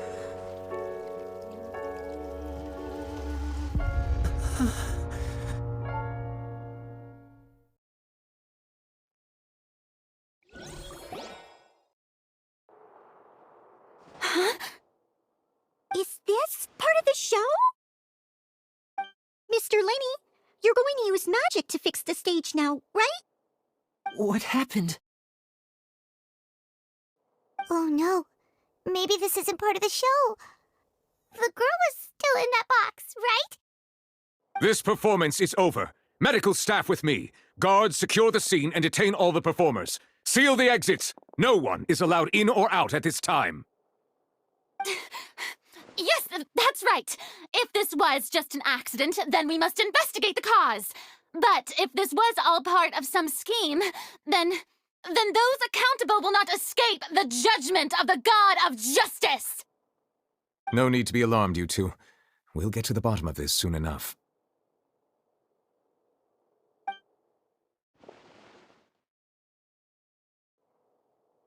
Unfortunately, the person who is in the magic box has been pronounced dead. His name was Cowell, one of the assistants in Linny's magic troupe. Apparently, the fireworks on stage ignited the ropes that were suspending the water tank, which then caused the tank to fall onto the stage.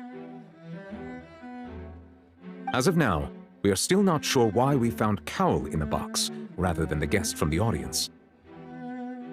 And after an initial search of the area, the guards have confirmed that the girl is nowhere to be found. It appears that this incident was not merely some mishap with the performance.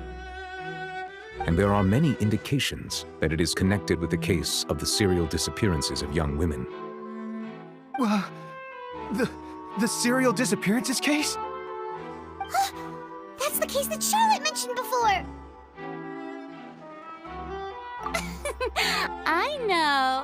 I know the truth. I can see through the whole thing. Really, using such a shallow and obvious mystery as his finale. Did he really underestimate us that badly? I say that our powerful magician, Mr. Linny, is now the prime suspect for the serial disappearances case. Huh? Why me? This whole thing was an accident. No, this all occurred during your magic show, did it not? The missing girl disappeared after being chosen, did she not? The deceased is one of your assistants, is he not? Now that I think about it, that whole speech about magicians making things disappear was nothing more than a provocation, a bald-faced challenge. That can't be right! How can Linny do this? He was in the box on the stage the entire time! We could even hear his voice! Besides, before the show, he told us that he would like to catch the criminal behind the disappearances! He couldn't possibly mean catching himself! Save discussion for a later time, please. Lady Farina, may I assume that your comments just now constitute an accusation against Mr. Linny and his associates, and that you are pressing charges? I just think that I think it might be a little early to talk about formally pressing charges. But what Lady Farina said just now makes perfect sense. Looks like she's gonna personally deliver justice. A kidnapping and murder carried out under the cover of a magic show. Lady Farina said it all. I mean, of course, my dear people. But what excites me even more than the obvious truth before our eyes is the opponent I'll be facing. That's right. I mean you, Traveler. You'll support Linny, won't you? After all, he was the one who helped you the first time we met. Then there's no problem at all. You know, the Traveler and I already had a duel the first time we met. But with Linny's help, our little duel ended in a draw. But draws really are the most boring possible outcome. So, no more draws. Between the two of us, there must be a clear winner and loser. And what better place to hold such a riveting showdown and decide the true victor than here, on the grandest of stages, the Opera Epiclese. It wasn't a draw. She obviously lost last time. I understand. Charges have now been pressed, and as such, a trial is in order. Well, Traveler, seems Lady Farina has set you in her sights. But putting her dramatic rhetoric aside for a moment, I would like to ask you, are you willing to act as Mr. Linny's attorney and defend him in this case? Very well. The trial will be held a day from now in the Opera House. Both sides may investigate the scene to build their cases and search for the truth. Linny and his troupe are all potential suspects and shall remain within the Opera House. The audience may begin to leave in an orderly fashion once they have been cleared by the guards. A day isn't that long. Let's see what kind of case this big shot outlander can build in such a short amount of time. I'm really quite looking forward to hearing it.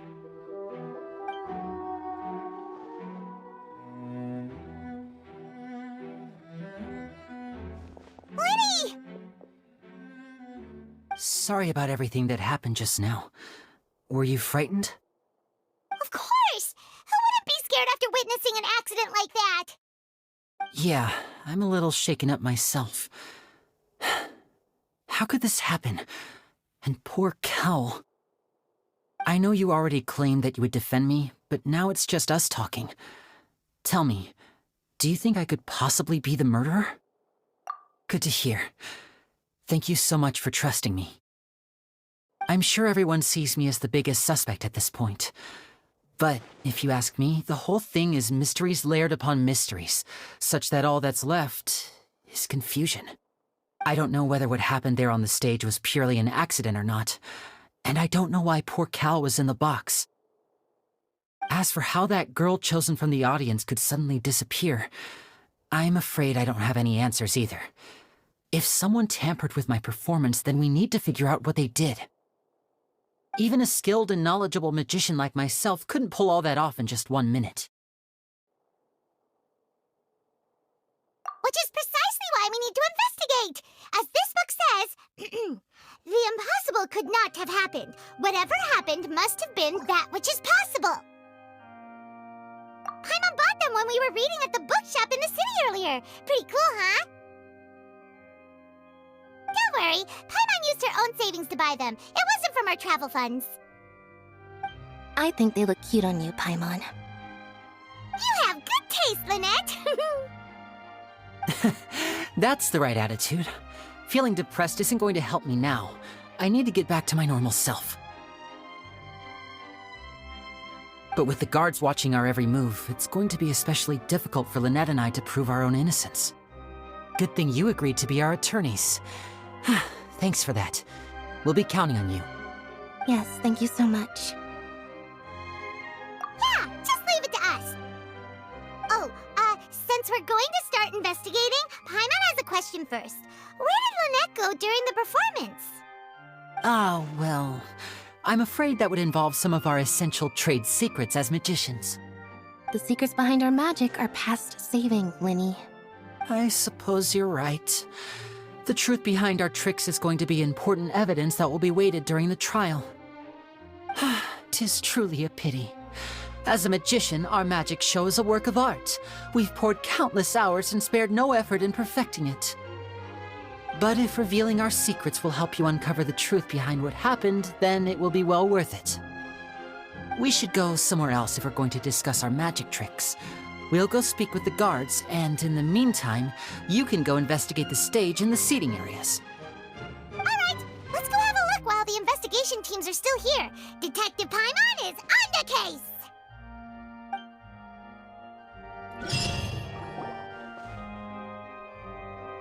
Hello, officer. How's the investigation going? Ah, I see. You must be the traveler that Lady Farina mentioned. Listen, I'll be perfectly honest with you. I'd avoid getting mixed up in this whirlpool of a mess if I were you. Huh? What do you mean? Come with me and you'll see. The deceased is one of Linny's assistants, named Cal. Even though he hadn't joined the troupe long, he was hardworking and everyone generally liked him. The assistants are usually in charge of setting up and inspecting the props, as well as assisting with the show and keeping the crowd engaged. As you probably saw when you were in the audience, the water tank suddenly fell and smashed the box with Cowl inside it. This is the real mystery. We've already searched the scene and were unable to find any traces of the girl. However, if you look carefully, the box was positioned directly under the water tank. The ropes holding the tank were then burned by the pyrotechnics on stage, causing them to snap. All these factors lining up so perfectly makes it hard to see this as a mere accident. If anything, the more logical explanation is that the whole incident was intentionally planned, and Linny is the most likely person to have access to all these areas. But he doesn't have a motive! Are you both good friends of his? Well, you can't say we're good friends, but we've known each other for a little while. So in just a short time, he was not only able to win your trust, but even convince you to act as his attorneys. I know there's no such thing as magic. The real trick of a magician is holding the audience in the palm of their hand. I've seen a lot of cases, and I can tell you that people are the least reliable kind of evidence. Sorry, I tend to be pretty straightforward. Just know that I'm warning you for your own good.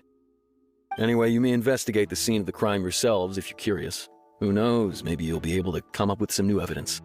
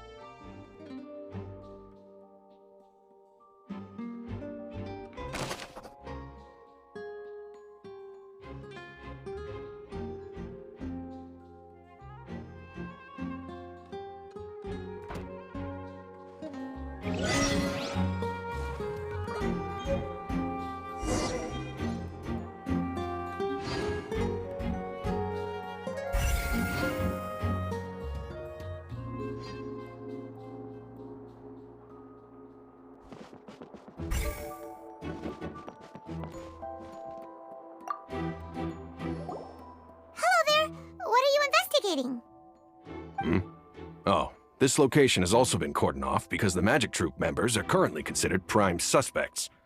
The investigation team is still collecting evidence. The seats were all booked in advance, so we were able to deduce the missing woman's identity by checking the guest list. Sure, it's not like this is confidential information. We will publish it later anyway when we petition the public to help us find the missing person. Her name is Halsey. She's a painter from Fontaine who's made a bit of a name for herself. Apparently, she wasn't a regular at the Opera House, but she'd been feeling some pressure with her work lately, which made her decide to come see the magic show. The Magic Troupe members all claim not to know her. We have looked into her social connections. It seems that she has no personal grievances or conflicts of interest with the suspects. Simply put, she wasn't related to the Magic Troupe at all, which matches the features of the previous serial disappearances. Were the victims of previous cases also chosen at random?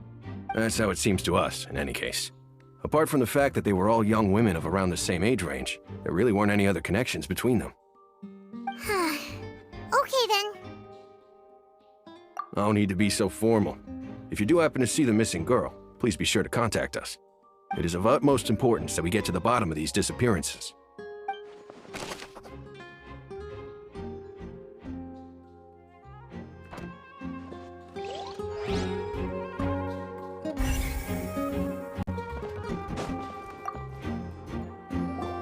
So this is the rope that broke and caused the water tank to fall.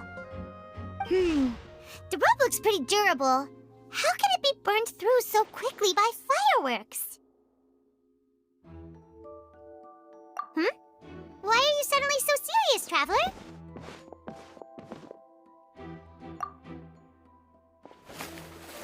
Whoa! Look! This bit is made from different material! Most of it was burned away, but there's still a little bit of it left.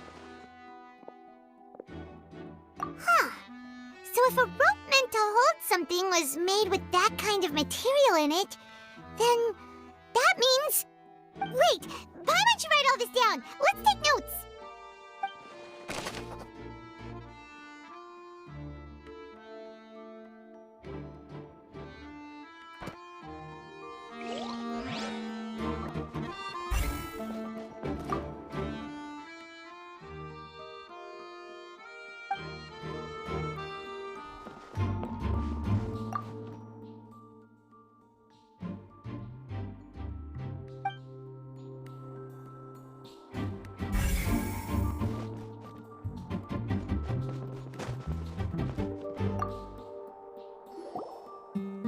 The investigation team has some new findings. Turns out there's an issue with the random number selector after all. See, I told you. What if the machine picked some big guy's seat? You think the murderer would have still made his move then? Sorry to interrupt, but we're helping Linny and Lynette with their side of the investigation. What were you saying about the number selector? There's something wrong with it? You're trying to help them? That'll be a tall order. Linny used the machine to pick a random member of the audience during his performance, right? The lucky girl that later disappeared. Well, we thought there might be a serious problem with the machine, so we had it taken away for further inspection. It turns out that the seat number it picked wasn't random at all. The machine picks that same number every time. I'm sure you already know that you have to make a reservation in advance to get a seat, regardless of whether it's a trial or some performance. In other words, Linny knew who would be sitting where from the very beginning. That much checks out. Linny reserved our seats for us, too. Bet you see why I was saying it'd be tough to make a case for Linny. Even though it's bad for Linny's case, Paimon had better write it down.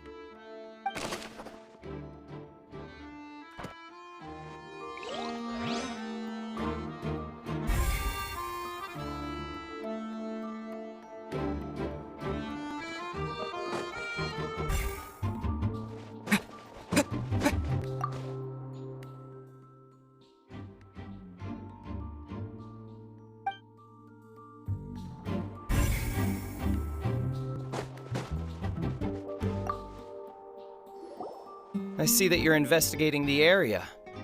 Well, it just so happens that I'm interested too.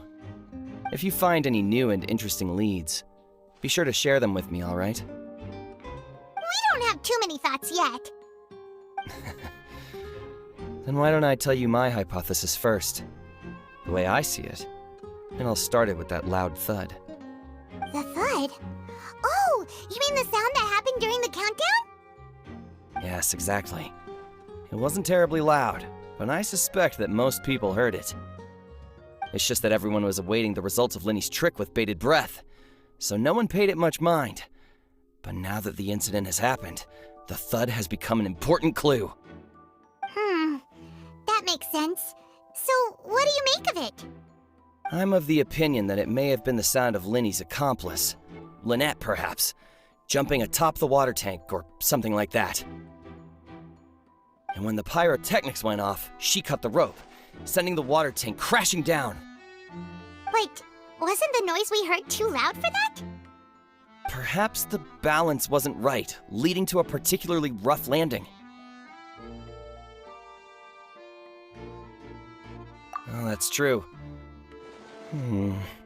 I suppose I must reconsider. That does remind Paimon, though. What was with that sound?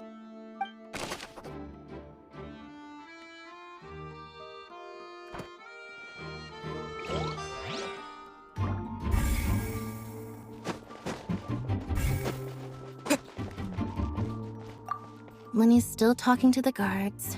It seems he'll have a lot of explaining to do. I think someone will be assigned to monitor us later, but that's alright.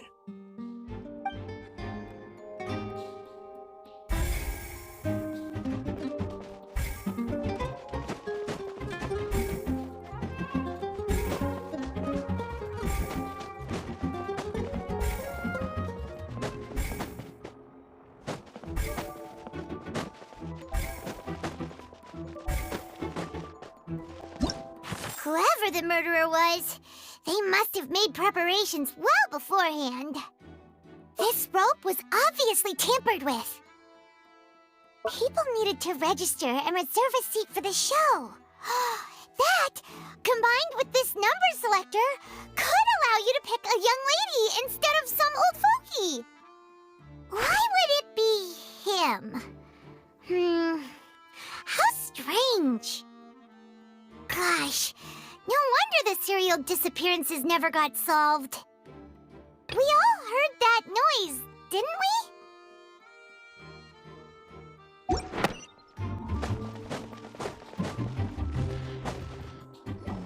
Hey, you! Yes, both of you! Over here! I've been keeping an eye on you for a while now. Huh? You mean us? That's right. If I'm not mistaken, you're also among those who wish to cut down the thorns and pursue the truth. No? And by the looks of it, you're not from Fontaine. Well, you're right on the more about that one, but who are you?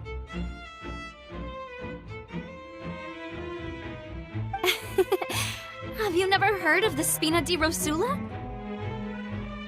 From mediating disputes and providing protection to solving conundrums, you name it, Spina di Rosula does it. And I, Navia, have the honor of being its renowned president.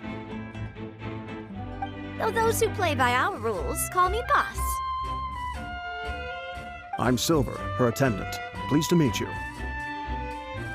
And I'm Melus. Demoiselle's various daily needs and affairs are under my purview. Huh? Boss? Demoiselle? What gives with the names? Well, I am the second generation president. Melus and the others are still used to my previous title. My apologies, Demoiselle. Should you prefer, boss, I will endeavor to use that instead. No need. You don't have to call me boss.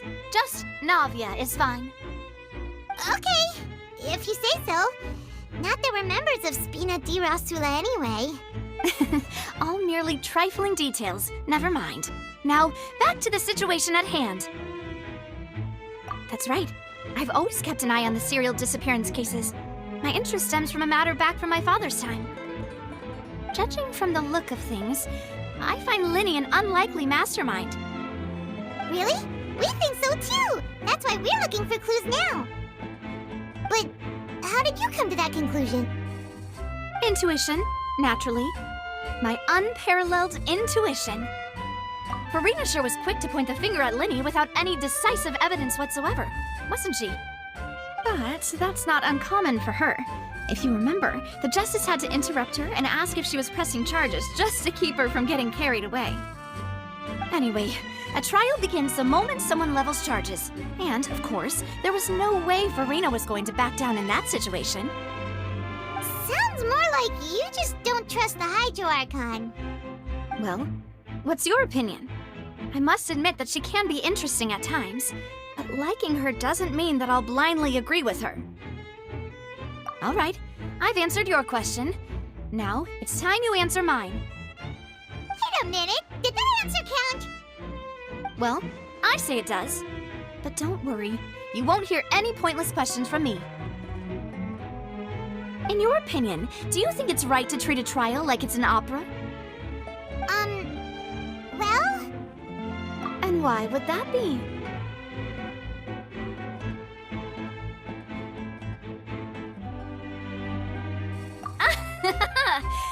See, Silver and Melus? I told you they'd be different. Most astute of you, Demoiselle. I, too, think that the Traveler's response was most excellent. No matter how wonderful the script or how fervent the audience's expectations may be, the trials that go on stage here must be based in fact. And if that can be done, boss, then... All right, that's quite enough, Melus. Anyway, I like your answer. You passed with flying colors. Now, I need to make some preparations, following which our joint investigation shall commence. You two shall be my assistants. Wait! Since when did we become assistants? Oh, well, I can be the assistant, sure. Or your companion, if you like. I'm really not that fussy. That's more like it. Far be it from me to brag, but I believe that Demoiselle's intuition will be instrumental in uncovering the truth. You wish to save a friend from false accusations, and we wish to unravel the disappearances. In this sense, our goals are aligned. You have a point. You're quite the talker, aren't you, mister? And what about you over there? What do you think? You seem like you've got something on your mind. I have nothing to add. Oh, alrighty then. We'll be making some preparations first. Just be sure to let us know if they start revealing Linny's tricks. Thanks!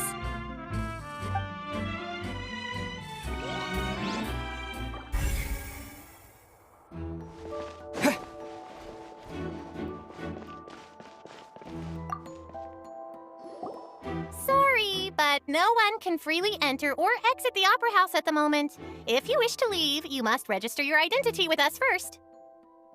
No, we're not leaving. We're representing Linny and Lynette as attorneys, so we're investigating the case. Were you always guarding this entrance? Yes, after the Chief Justice gave the order, everyone coming in or out must undergo a strict inspection. So, the missing girl couldn't have left from here, at least not from that point on. I doubt there was much opportunity then either. How can you be so sure, Well, because I was in charge of security near the entrance at that time. I couldn't see Linny's performance from here, which was quite a shame. Just my luck. But still, I did not abandon my post, and I stayed put no matter how loud the applause was. If someone had so much as even approached the door, I would have noticed it, let alone if they had tried to leave. We Melusines are good at that sort of thing, you know. So, it's safe to say the girl couldn't have left through here. Alright, thank you for your help. This will be useful info.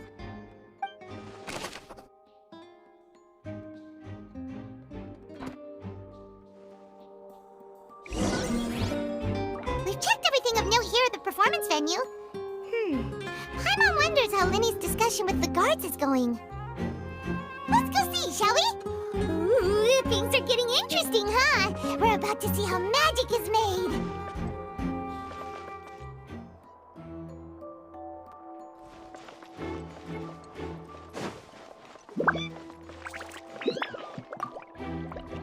Speaking of that, I think magic shows would be very popular in Poisson. I can see that. Maybe I should try to learn some magic. If I could make things disappear, cleaning my room would be a cinch. You need not worry about such things, demoiselle. That falls under my duties. Oh, right.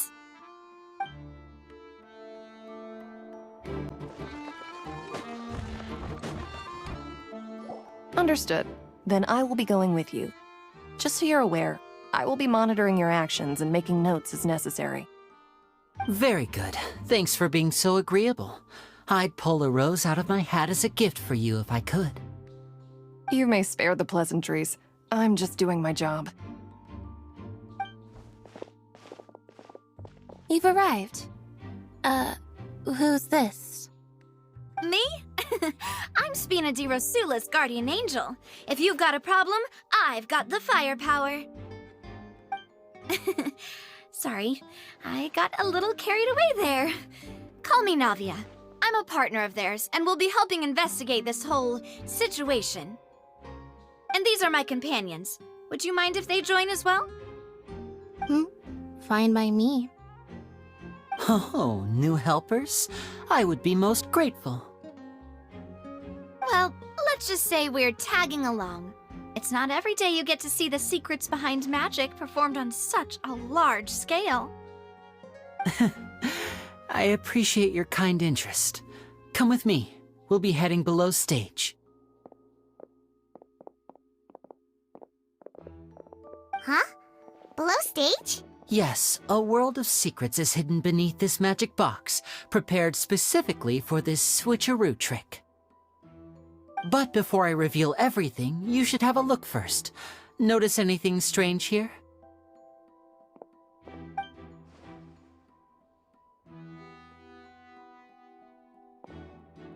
I'm not trying to be dramatic. Remembering the details of a trick will help you understand the methods used to perform it more easily. Huh. Weren't there balloons and other decorations here? Where did all that go? Ah, good eye. That said, you're still far from discovering the answer. The back? You mean the inside of the door? What's different about it? Paimon didn't notice anything. Very good indeed. I thought you might not be able to catch that, given that you were sitting in the first row. The back of this door was patterned. Those patterns are now gone, replaced by a smooth wooden board. So, if you put 2 and 2 together, what do you get? Exactly. All right, let's go. I'll tell you how it works as we head down.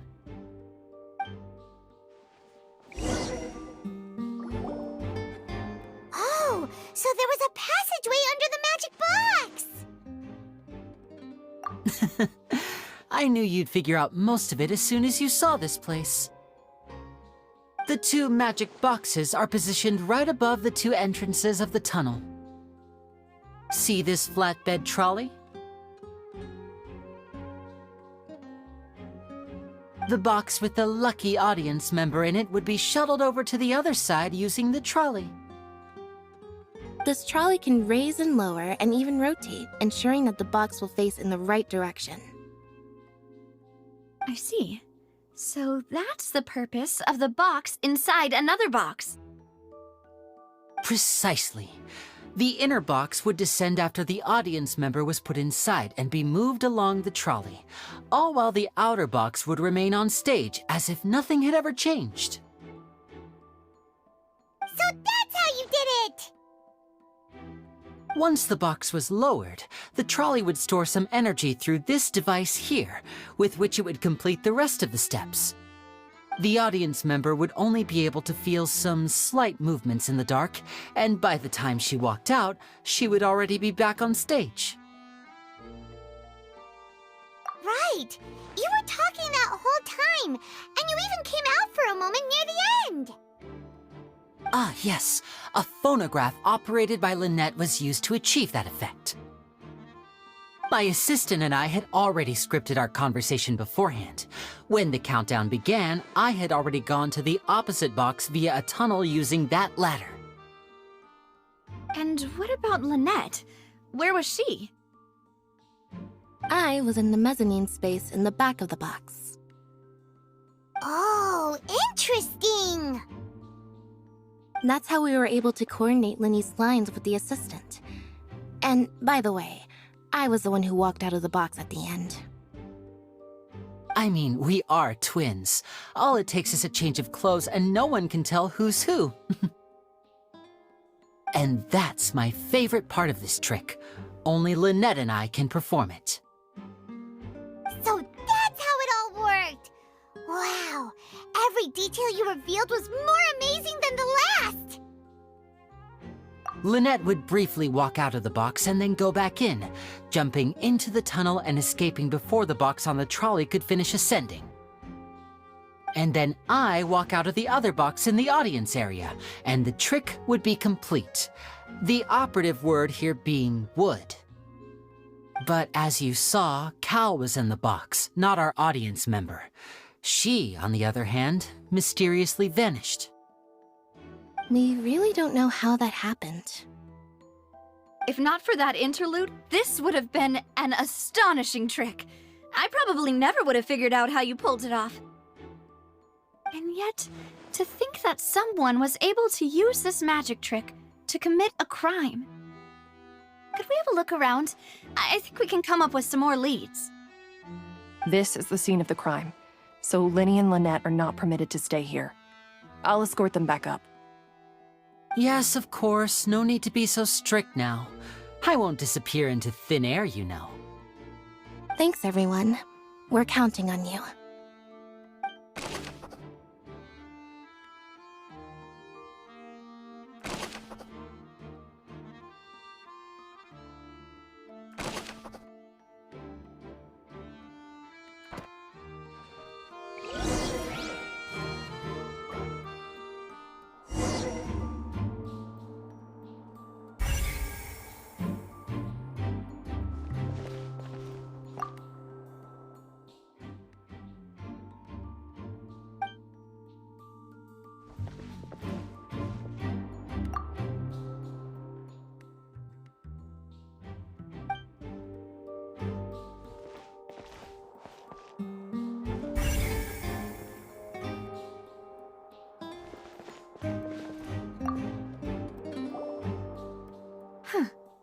What's this?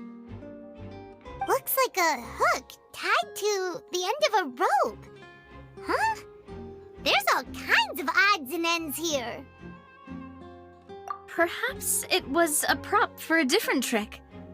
But why would it have been left here?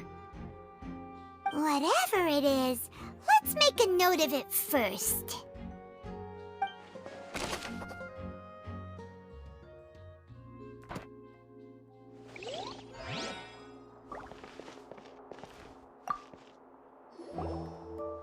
The floor is wet. Please be careful not to slip. Speaking of which, why would there be water here? Oh, Paimon knows! It's one of those tricks where you pour water into a jug and then flip the jug over only for the water to disappear? And here's a broken vase. Huh. Did the trolley knock it down while moving? That can't be.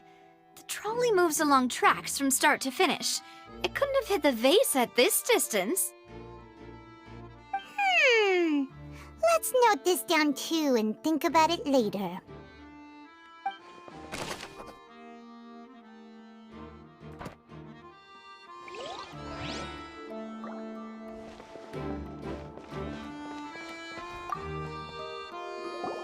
Oh, these are the clothes that the lady chosen from the audience was wearing, right?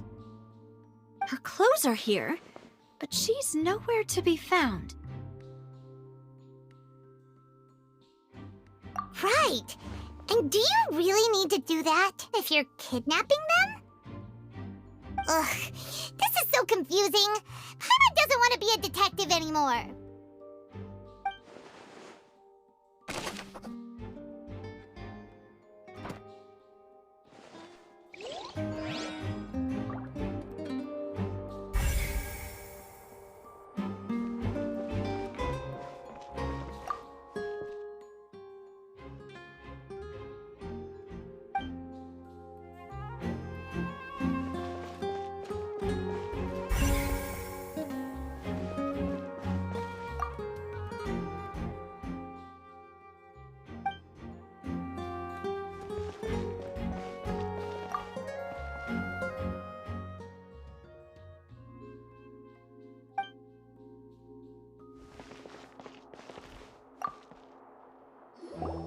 What is this place? It seems someone could fit through here. Huh. Could this have been the suspect's escape route? Alone, perhaps. But if they had to pull another person with them, the space would be too narrow. But there are no other ways in or out of here.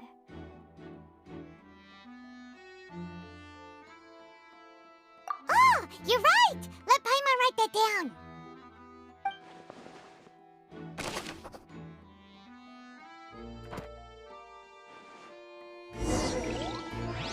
Seems we're just about done investigating down here.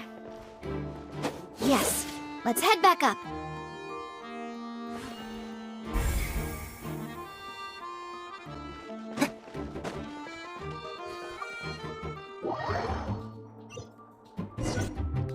Well, we've ascertained the state of the crime scene. Let's find a place to sort out our findings once Malus returns. It seems to me that there are several things that don't add up here. Apologies for the wait, demoiselle. So, what did the guards say?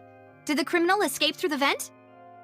They believe the odds of that are very low, since the vent leads to the Opera House's basement. The guards have checked the area carefully. No one left through the basement during the performance or after the incident, and no one was found hiding there. So the tunnels become like a secret chamber then! You know, like the kind you usually see in novels! The plot thickens. Halsey's disappearance and Cowell's death are both quite inexplicable. No wonder Farina was so confident in her accusation. All the current evidence points toward Linny and Lynette. In other words, the charges are very likely to be upheld unless we make some considerable progress. Charges and then trial. So if the charges are upheld, they'll announce a sentence? That's right. This is how a trial goes in the Opera House. During the proceedings, the Chief Justice and the Oratrice will hear statements from both sides. That's right. This is how indemnitium is produced. The statements from both sides, the defenses from attorneys, witness testimonies, and even the audience's emotions will all be projected on the Oratrice. To put it simply, it's as if the Oratrice has its own will, and is a judge in its own right. This also precludes any kind of favoritism on the part of the Chief Justice. And not that this has ever happened anyway. One Once both sides have finished speaking, the Chief Justice will make his final decision. This, too, will be used by the Oratrice as a reference. Then, finally, the Oratrice will be consulted by officials. The result it returns is the will of justice itself. Huh? So that machine is the one that actually decides? Paimon thought Neuvillette called the shots. In practice, there is very little difference. Both have always come to the same judgment, which is why people have great faith in the Chief Justice. Ah, yes, the guards also asked me to convey that none of us will be allowed to leave this place before the trial. Huh? Why? Because we've chosen to act as the twins' proxies. That makes us persons related to the case. They're concerned that we might be colluding with outside parties, or that we might find outside help to disrupt the case. And even if that were not so, it could prove problematic if we happen to spread key information about the case ahead of time. I'm ready to break out at any time. Whoa! There's no need for that! Paimon thinks they have a point. That said, are they providing food? Of course. I just hope you don't mind the lack of options. I'm afraid that catering to all tastes is not in the cards, nor is any guarantee of balanced nutrition. In that case, let's just sort out our findings together here. Pity. I was hoping to take you to try some of Fontaine's famous desserts, too. I mean, what better way to properly think through our findings than over some tea and sweets? Huh. Breaking out suddenly doesn't seem like such a bad idea after all. Just kidding! Paimon will still do her best, even if there are no snacks. What do you mean, no snacks? Of course we'll have snacks. If we cannot buy some, then we'll simply make some. Huh? Here? But how? Understood, demoiselle. Everyone, please come with me.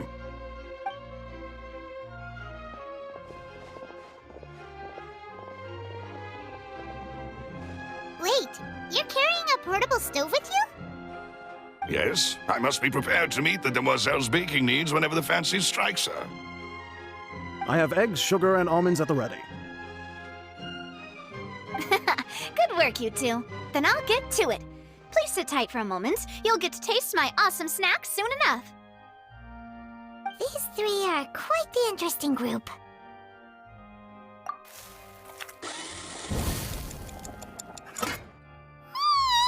And Paimon thought it smelled good while it was still in the oven! Oh, it's even better now. Paimon can't stop drooling. From the way you had these two guys carrying all that stuff around, Paimon thought you'd have them do more during the baking process. But you ended up doing the entire thing by yourself! Beating the egg whites, grinding almonds, everything! I was applauding.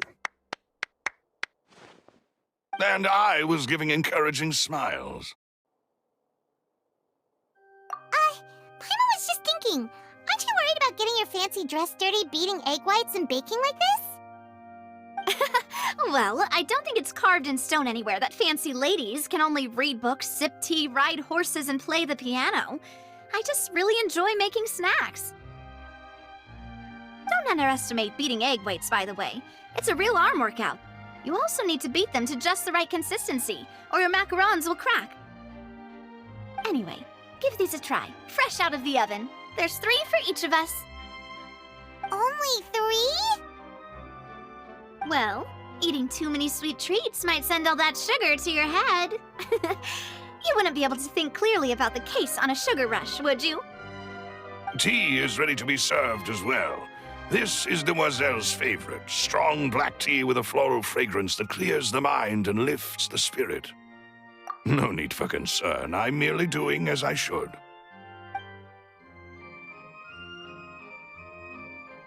All right then, down to business. As Paimon mentioned previously, the tunnel seems to be something of a secret chamber.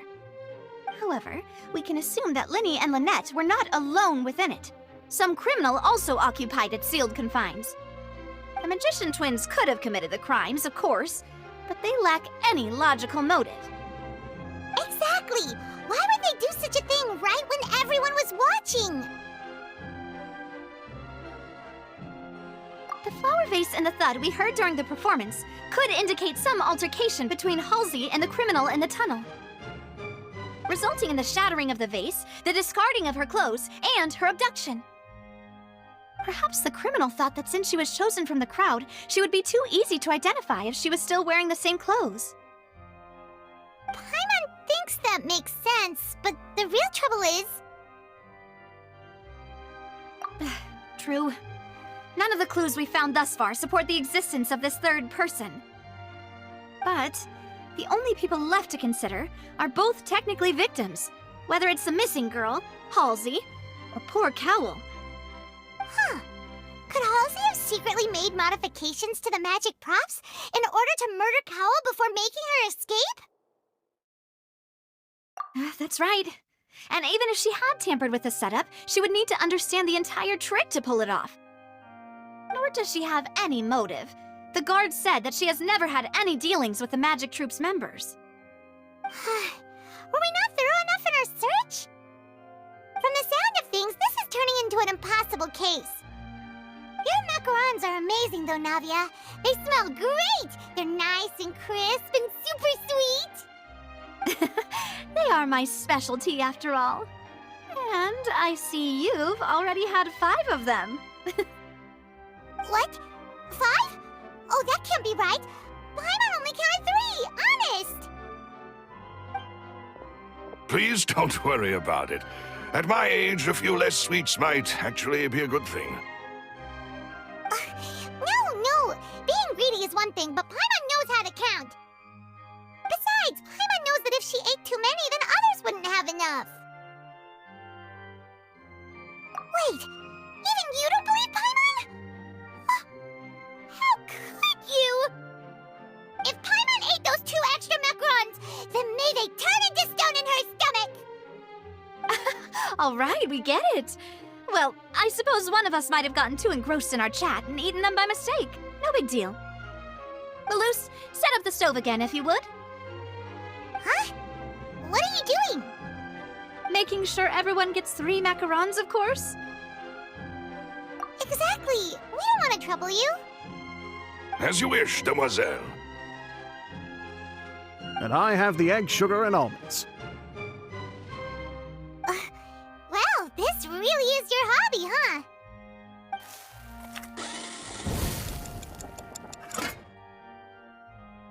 Well, that's it for snack time. I'm going to have another look around the area. I don't know what we're looking for yet, but we've still got some time. As attorneys, I suggest the 2 of you think the case over again.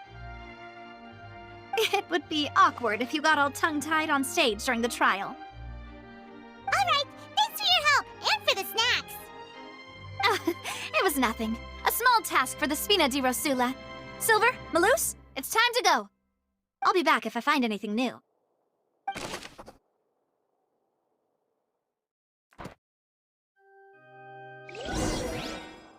right, it's time to put our heads together. We've got to get our defense ready for the trial.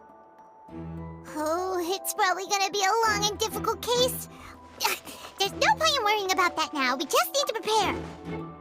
Here, take Paimon's notes. They should help you review the situation.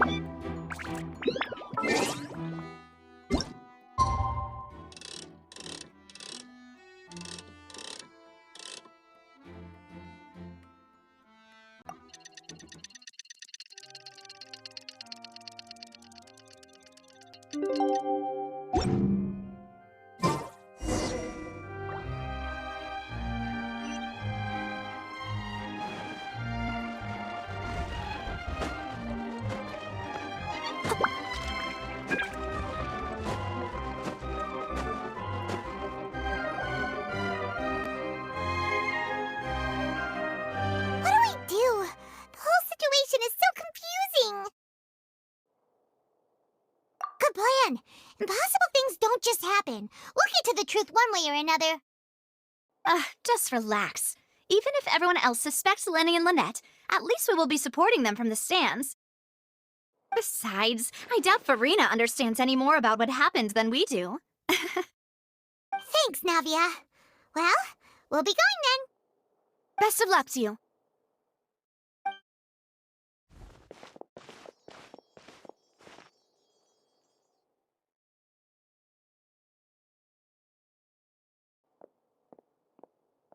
Ah, finally, you're back.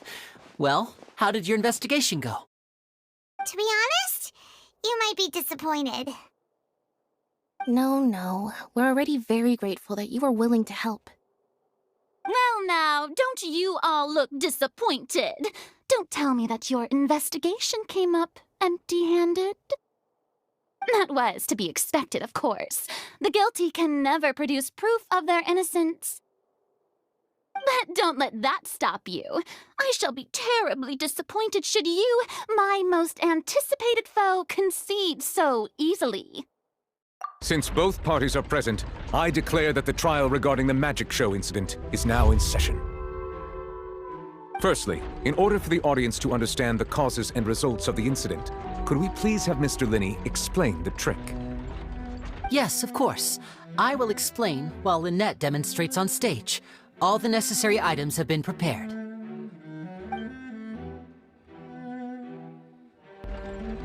Thank you, Mr. Linney.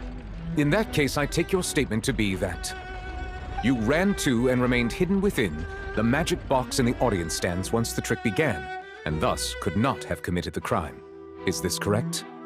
Yes, that's correct, Your Honor. In that case, I call upon the prosecution. Lady Farina, do you wish to refute his statement in any way? Why, of course I do. Allow me to take the first shot and break this case wide open.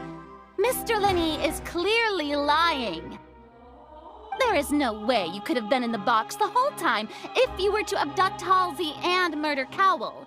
In fact, I'd say you were hardly in that tunnel at all. That is simply your hypothesis based on the presumption that I'm guilty. Oh, is that so? And if I may ask, what did you hear while you were inside your box? The roaring countdown of the crowd, of course. That's how I kept track of the time and built anticipation for the finale. And you didn't hear anything else at all? Nothing that might leave an impression of any kind? No, nothing. I see. But when the count reached 30 seconds or so, there was a thud. One so loud that I believe practically everyone heard it. Huh? Hey, hang on. Something's not right here.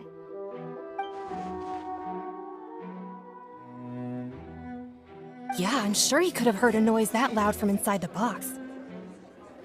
I was right by the box, and I definitely heard the thud.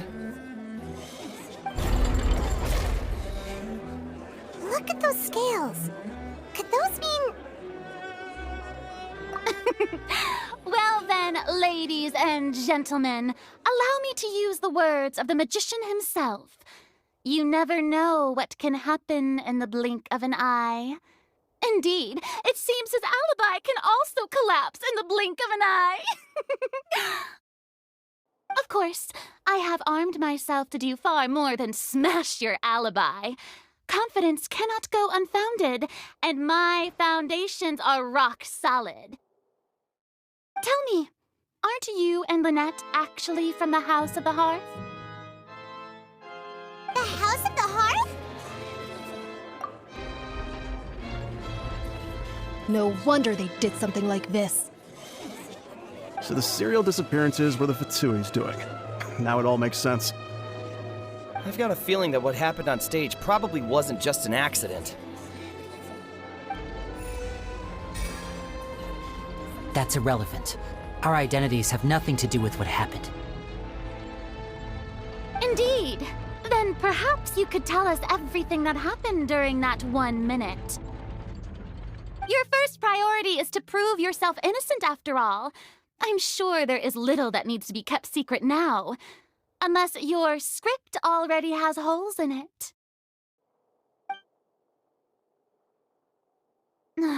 The Outlander is speechless. My, oh my, don't they look flabbergasted? Now comes the infighting and discord, I suppose.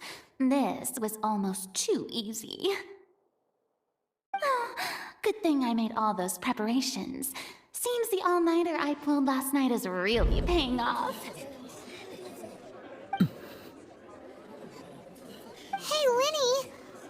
didn't tell us this before?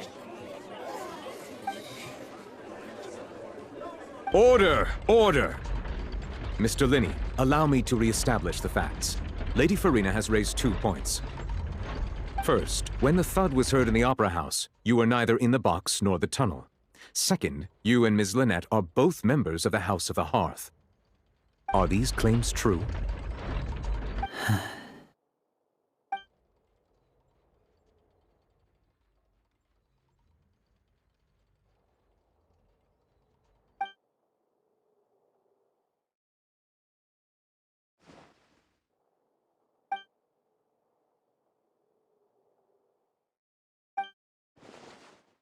Please answer my question, Mr. Linney. I'm sorry. Yes, they're true, Your Honor. I knew it! Well, that's it. We might as well move on to the sentencing already. What should we do now? Granted. In that case, what is your request? Is that really necessary? They're already as good as guilty. The defendant deceived their own attorneys. What is there left to discuss? Order! Order, I say! Your request is reasonable, and we shall adjourn. This trial will reconvene in 1 hour. So you would stick to Mr. Linney's defense even after knowing what you do now? You certainly have more professionalism than I thought. In that case, my dear audience, let's allow the joy of victory to steep for a little while longer.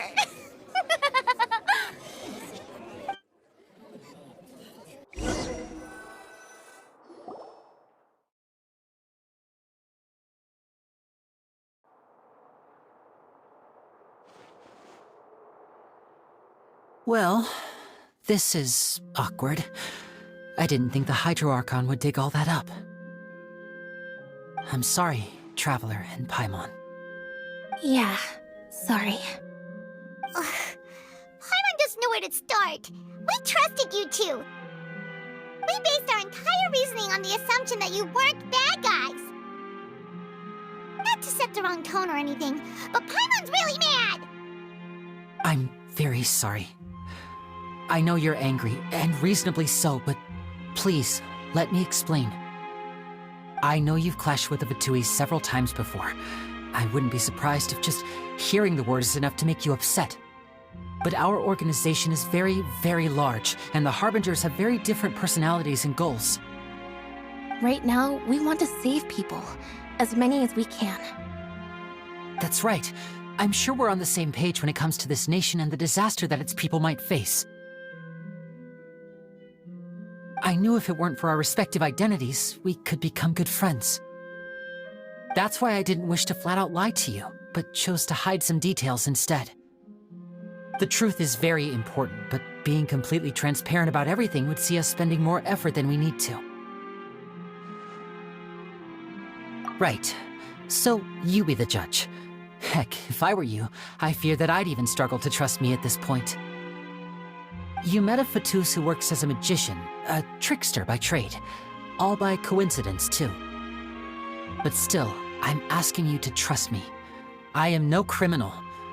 At least, not in this case. Sorry. Please forgive us. Well, you both say that, but... Right, let's hear your answer first, and no lies now! Of course. I'll answer any question you ask. We've been trying to find out how the Oratrice operates. We want to know why it has a consciousness. Why can it deliver sentences accurately? During our investigations, we learned that the machine's core is beneath it. From that moment on, Lynette and I have been designing this box swap trick with the objective of getting close to the core. Is that why you needed a whole minute? That's right. In truth, the audience would take about 75 seconds to count down from 60, while I would only need 15 to get to the opposite box. So, after jumping into the tunnel, I accessed the Opera House basement via the vent, and went to investigate the room in which the core is stored. That air vent was created during the construction of the tunnel specifically to execute this step. Well, nothing. As soon as I reached that room and was about to investigate, I heard someone's voice. Which should have been impossible, of course. I was quite certain that I was the only one in the room. That voice seemed to recognize me and tried to speak to me. I chose to err on the side of caution and retreated the way I came.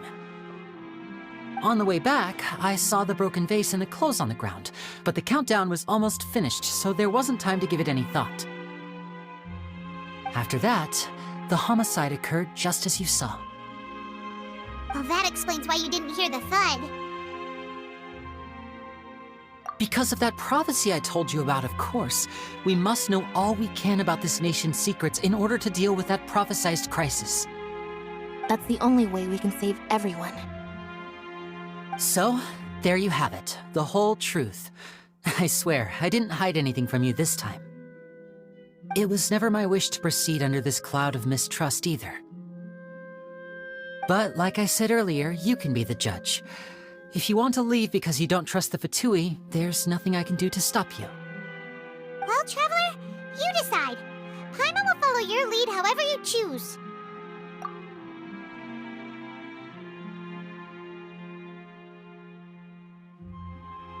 Okay, thank you. Thanks for giving us a chance. The current problem is that the scales are tipped pretty badly against you two.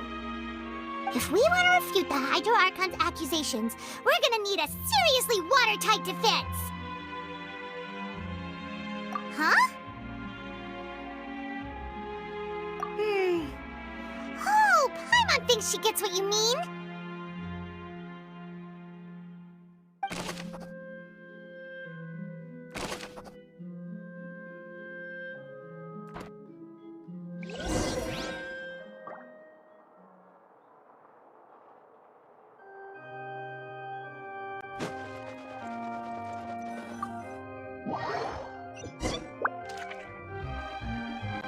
Both parties have returned to their positions. Let us continue the trial. When last we left off, Mr. Linney acknowledged the new evidence presented by Lady Farina as fact.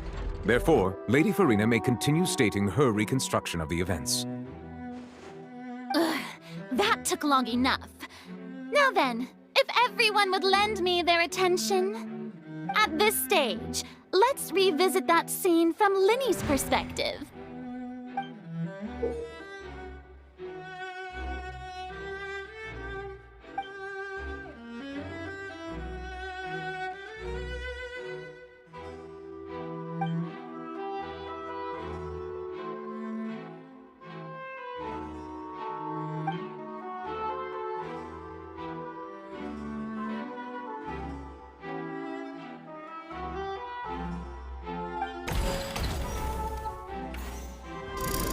Countdown began, he entered the tunnel.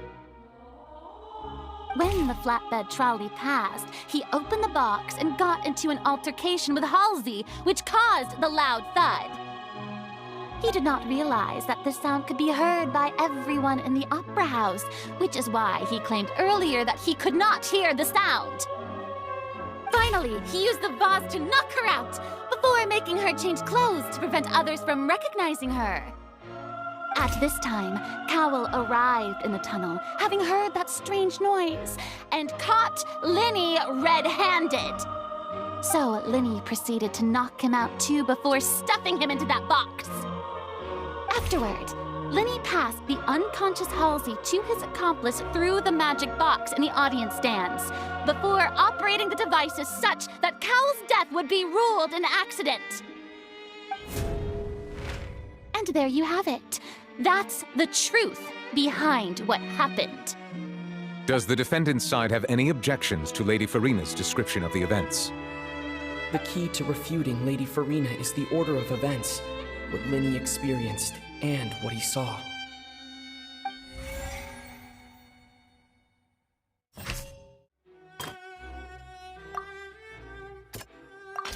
According to Linney, he left via the vent after entering the tunnel.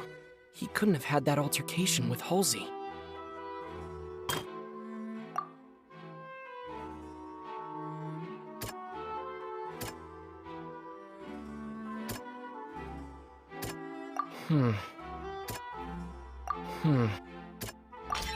Linny went to the room that contains the Oratrice's core. This is the actual truth.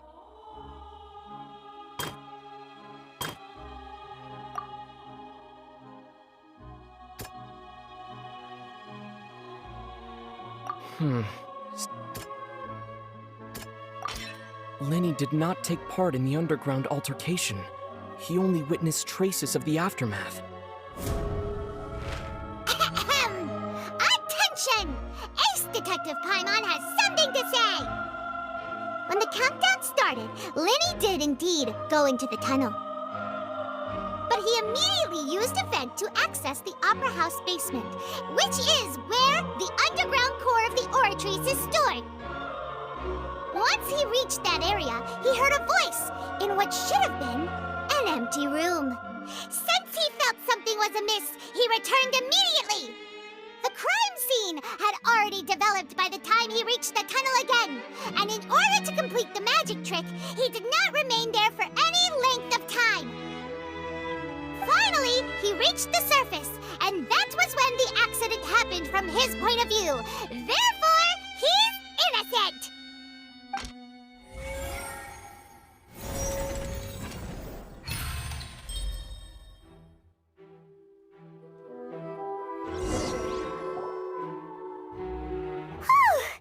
Paimon did it!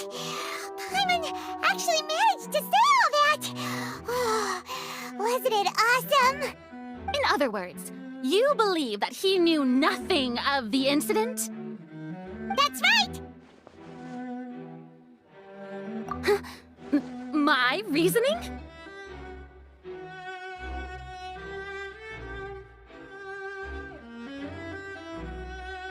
If that's the case, then if Carol hadn't entered the tunnel, who was the entire setup meant to kill? Assuming that what you say is true, Lenny only needed to kidnap the young girl to cause a new disappearance case. What would the point of killing someone on stage be? Oh, they have a point. That's right, you tell him! And that's why they're partners of mine. They've managed to turn things around. Well, your denial is very strident, I'll give you that. But what proof do you have to back your claims? Of course I do. If he had been in the magic box the whole time, how could he have not heard that sound? Why do you ask? You're saying that he wasn't?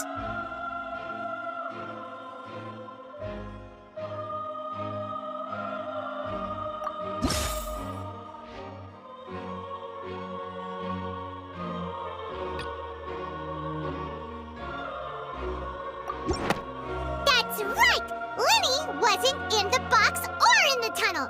That's why he didn't hear anything strange during the performance. This means that when the crime happened, Lenny had already entered the basement via the vent. The same clue you used to disprove his alibi has now become the best proof! How do you like that? Well played. To think you'd use such logic. Well then, if it wasn't Lenny who committed the crimes, then who was it?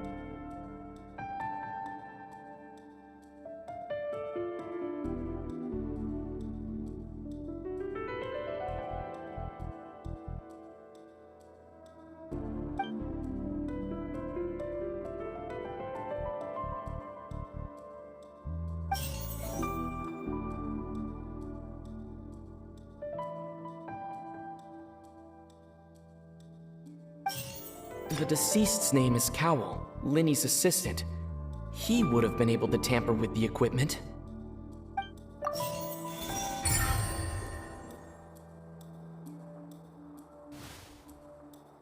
Huh?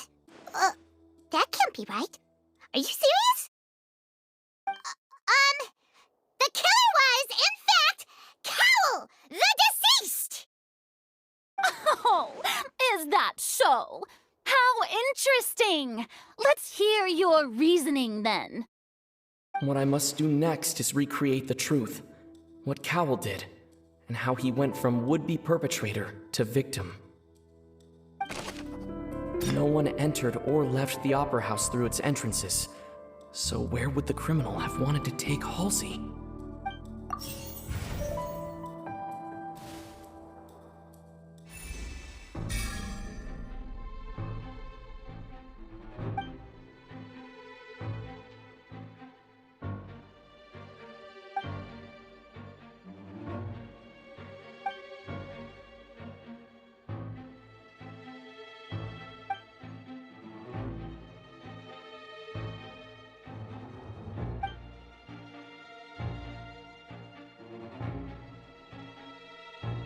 What's wrong, Traveler? Are you still having trouble figuring things out? I see how it is. So this was all just a bluff. And here I thought you had something to show for it. But it seems you're still far from the truth. Look, since we're at a dead end, why not consider a different track? Just like the trick as it transpired, the end result must have been utterly different from the magician's initial design. If only we knew how Halsey disappeared. Well, that would be nice, but the tunnel only has 3 exits, and none of them seem very likely. And it's not like this is a magic trick where you can just make a real live person disappear. You know, like you did from that water tank, Lynette.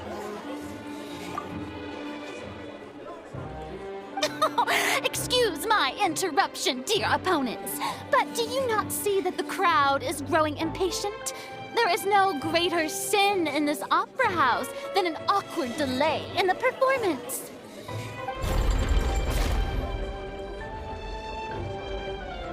If the defense is unable to make further effective arguments, we will move on to the next stage of the trial.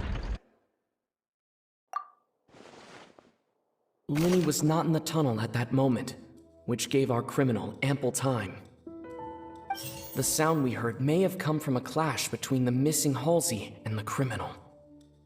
The deceased's name is Cowell, Linny's assistant. He would have been able to tamper with the equipment. The vase was not broken by chance. It was used to cover important evidence, the water.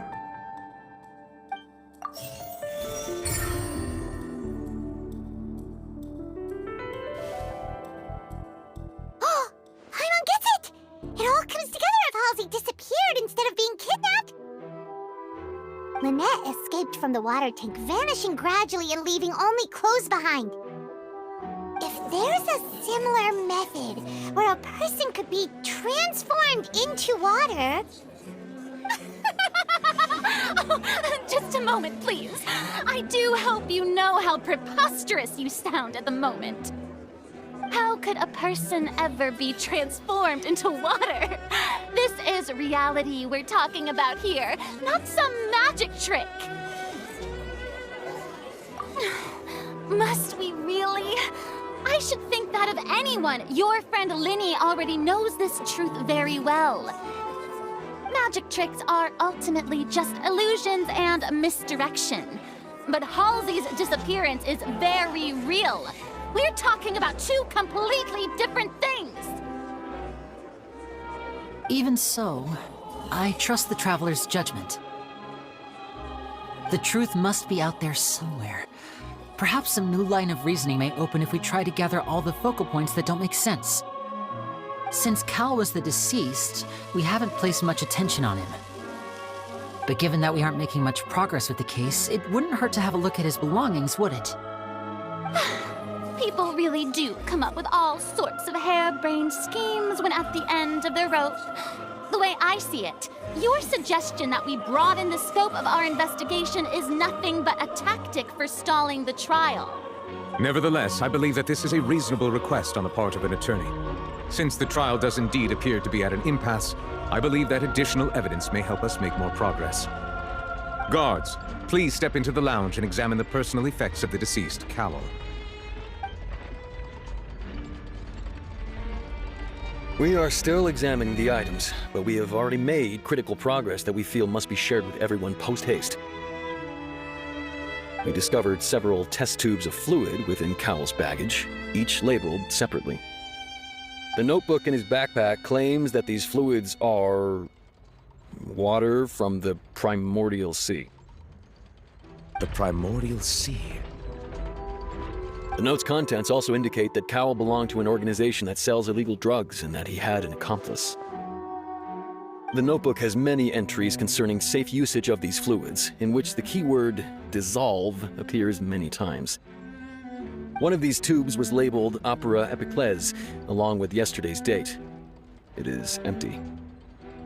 The notes also state that these dissolution properties work exclusively on people from Fontaine. It's likely that Halsey was chosen as some sort of test subject. As such, we believe that the defense's hypothesis is, in fact, supported by sufficient evidence. You've got to be kidding! People dissolving into water? Could something so ridiculous actually be true?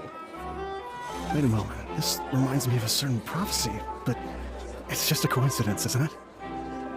Huh. If people can become water, does that mean that the water tank's real use was as a means to hide water stains? And if Cowell was targeting that girl... Wait just a minute. Could that mean... You two, with me, quick! Demoiselle, wait! What about your partners? Let's go. Just trust me. Order! Order! It is undeniable that further examination of the deceased's personal effects has yielded some surprising results, but we cannot yet verify the veracity of these clues. Still, let us assume that these clues are indeed authentic, albeit with the understanding that Ms. Halsey has yet to be found. Guards, please continue examining the items along these lines. Mr. Linney, it appears your hypothesis is supported by the evidence, so please continue speaking. Of course. Thank you, Your Honor. If we uphold this hypothesis, I believe that many of this case's seemingly unrelated clues can be connected together. Right! Like the metal hook! That one didn't make sense at all. Let's think about this. Cowell's methods must have something to do with that water from the primordial sea.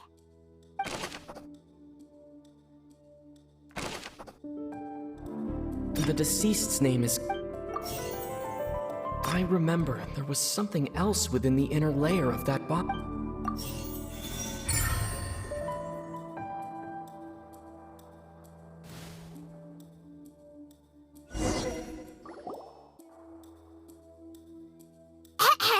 It's Ace Detective Paimon's time to shine again! In the original plan, Cowell would tamper with the water tank rope and the number selector securing his target. When the magic box containing Halsey was lowered, the metal hook would retract gradually and pierce the balloon at the top of the box. When the balloon attached to the box popped, the water from the primordial seed inside it would pour down and dissolve Halsey. Afterward, Cowell would enter the tunnel and break the flower vase to conceal the water inside the tunnel, with the remaining evidence being covered up by the water tank on stage. But he encountered something unexpected in the tunnel, and wound up being fatally hit by the same water tank he meant to use to cover his tracks. Huh. That does make sense. That actually links together a lot of the more confusing pieces of evidence.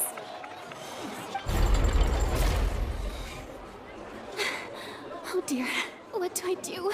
Even I think they sound convincing now. Have I falsely accused an innocent person? What a humiliation. Now, it seems like the only point of contention remaining is the exact circumstances that led to Cal's death.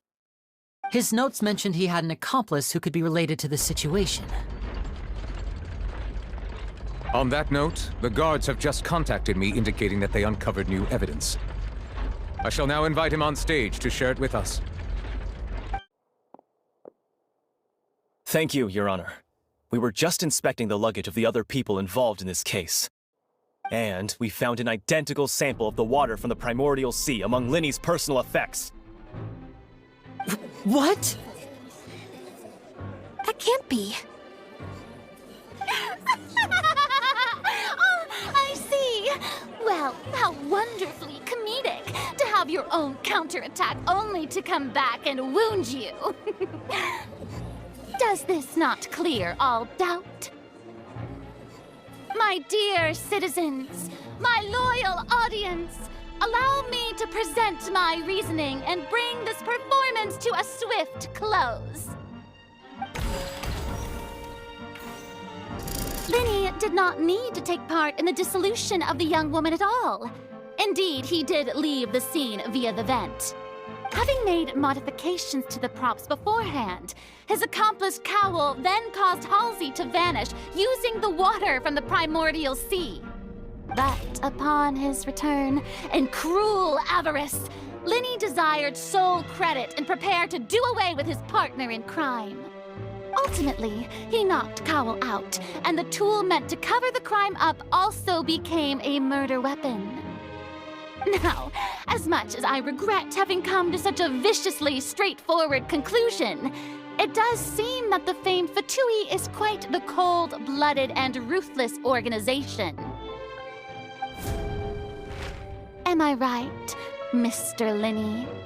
We've used up all the evidence we collected. There's no way for us to make a rebuttal here. Is this the end of the road?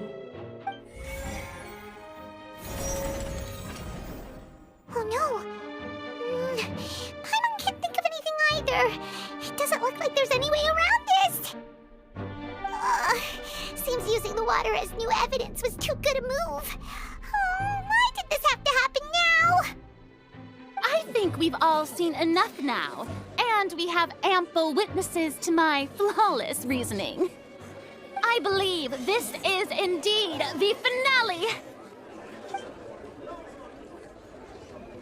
Now then, my good, noble Chief Justice, should we not, in your view, Excuse me, everyone, but I must interject! Miss, I must ask you not to shout, and to respect the ongoing legal proceedings. Oh, come on, don't be hasty. I have a good reason for interrupting, you know. Now, would anyone here like to take a little break from all this debate and see a little magic? I'll show you an amazing trick, one that can bring a young woman who has disappeared back in the flesh, right before your very eyes. Please, do the honors, Mr. Linny, if you would be so kind. What in the world is she saying? No offense, miss, but miracles like that are beyond my scope as a magician. Come on now, don't be silly. Magic is all about misdirection, isn't it? It often conceals the truth while presenting a fascinating illusion. But once everyone believes the illusion, can't magic reveal the truth to them once again? And wouldn't such a trick be the most marvelous finale to today's performance? Come on, Linny and Lynette, give it another go. Don't worry, Spina di Rasula has made the necessary arrangements on your behalf. But as the magic makers and stars of the show, I think I should leave the final performance to you. I understand.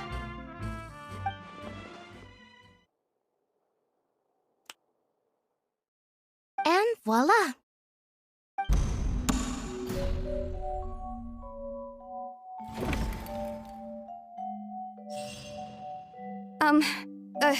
Sorry for the interruption. Wait, isn't that Halsey? So the whole thing about people dissolving wasn't true after all? To be clear, I'm only here because this person told me that if I testified, the merit of doing so would lessen my sentence. I was hiding outside this room listening to the proceedings because I was afraid that I would be the one put on trial. I was just feeling happy that no one had noticed me, and then before I knew it, she caught me. That'll teach you to underestimate us three. Where should I begin? I'm sorry. I'm the one who killed Cowl. I admit it. What? Why? Firstly, my name isn't Halsey. It's Lillian, and I'm originally from Mondstadt.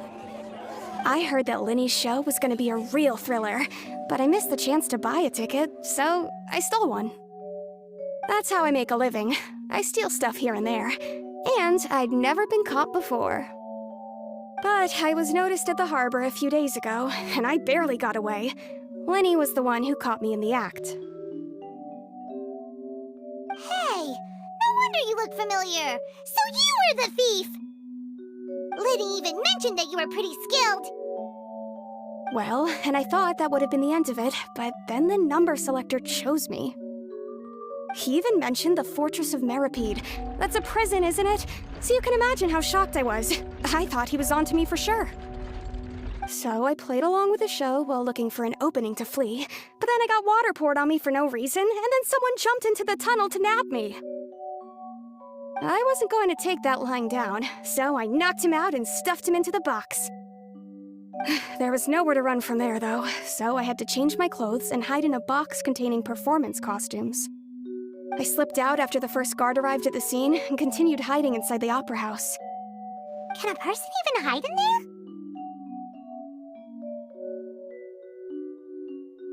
But I swear I didn't know that the water tank would fall down. Really, I swear it. Had I known that, I wouldn't have put him in the magic box. I may be a thief, but I'm no killer. Well, that makes everything pretty clear now, doesn't it? This time, we need to tell the entire story from Lily-Ann's perspective.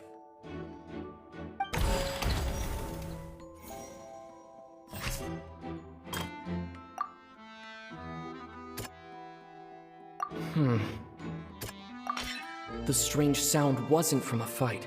It was Lily-Ann's attempt to break out when she was frightened.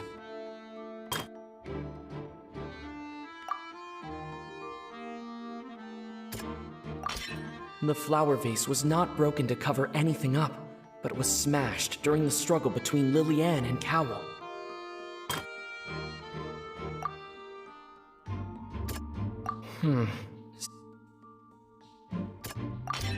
Lily-Ann was afraid that she would be recognized if she left, so she changed clothes and hid, biding her time. Just what one might expect of an experienced thief. And it's Ace Detective Paimon time! Having been selected out of the blue, Lily-Ann panicked. Her panic only intensified after she entered the tunnel and had water poured on her head. So she kicked the door open, producing the thud we all heard. Hearing the commotion, Cowl leapt into the tunnel, only to discover that Lily-Ann had not dissolved. He did not know that Lily-Ann was not from Fontaine, but was a thief who made her way in by stealing a ticket. Mistakenly believing that the water from the primordial sea needed time to take effect, he tried to force Lily-Ann back into the box. The two broke the flower vase during the struggle, but Lily-Ann came out on top, knocking Cowl out and putting him in the box. With no way of escaping, she changed her clothes and hid in the costume trunk until the performance ended.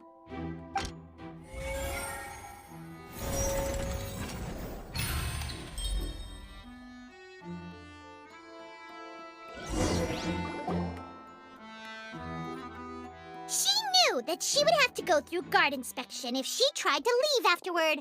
So, she has been trapped in the opera house these last 2 days. She had already become desperately hungry by the time we were chatting over macarons. So, she swiped 2 of them right under our noses. Talk about a sneaky thief.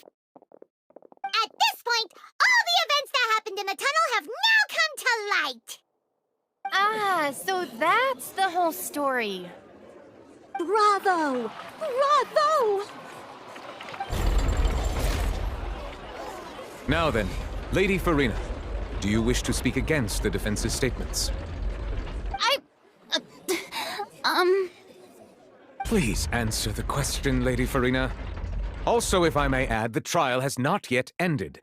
As such, I request that the prosecution not leave the room before the proceedings have concluded. What, are you reading my mind now? No, I have no further arguments. I admit defeat. But really, could you at least have left me with some dignity? Wow, look at that! She's like a deflated balloon now! If there are no objections, then as the Chief Justice of Fontaine, I shall once again repeat the full sequence of events.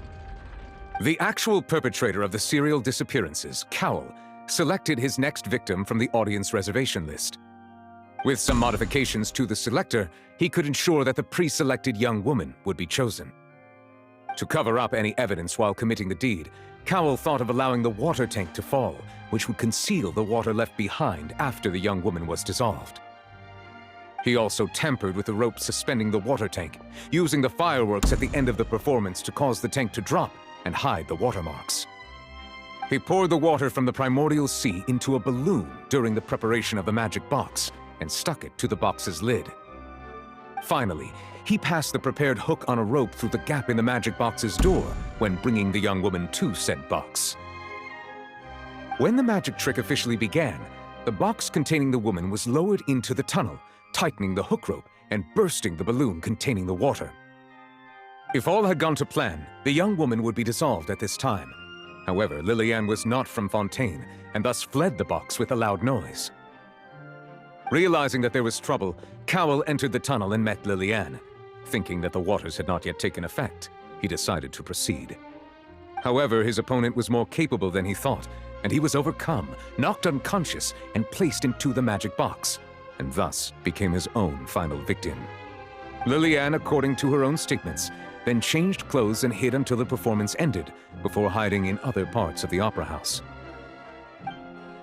As for Linny, he was in the underground structures within the opera house, and was thus ignorant of these happenings. From this reconstruction of events, we can conclude that Linny, the accused, is in fact innocent. While there is much in Linny and Liliane's conduct that should still be investigated separately, this case, at least, can be handed over to the Oratrice to make the final decision.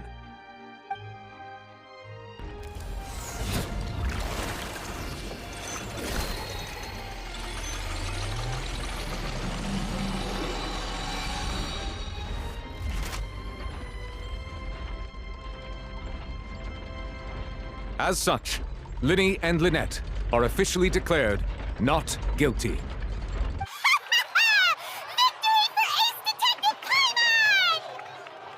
Great work, partners.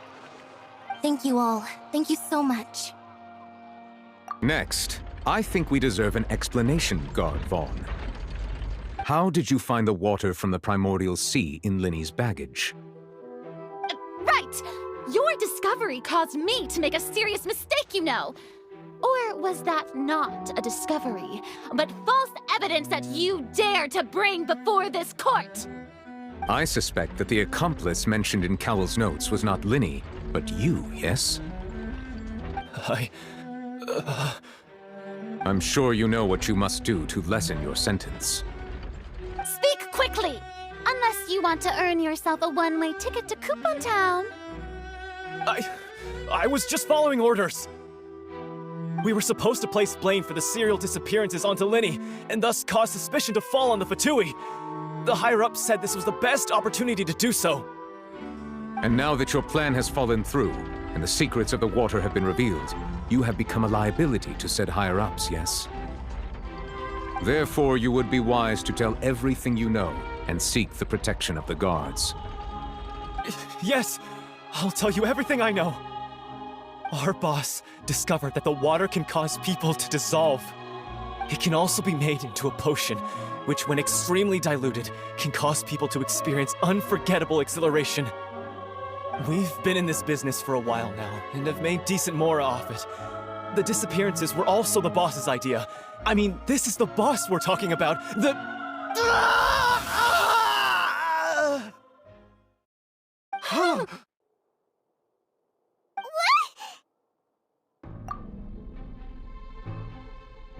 and now he can no longer talk.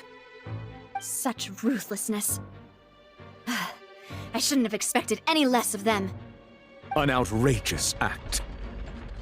All present, please submit to inspection immediately.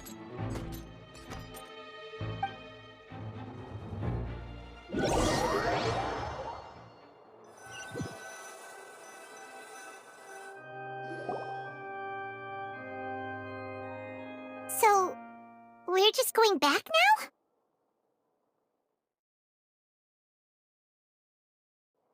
That's true, but... Traveler, Paimon! Please wait. Lenny... I know you may not want to speak to me right now. Maybe you don't even want to look at me.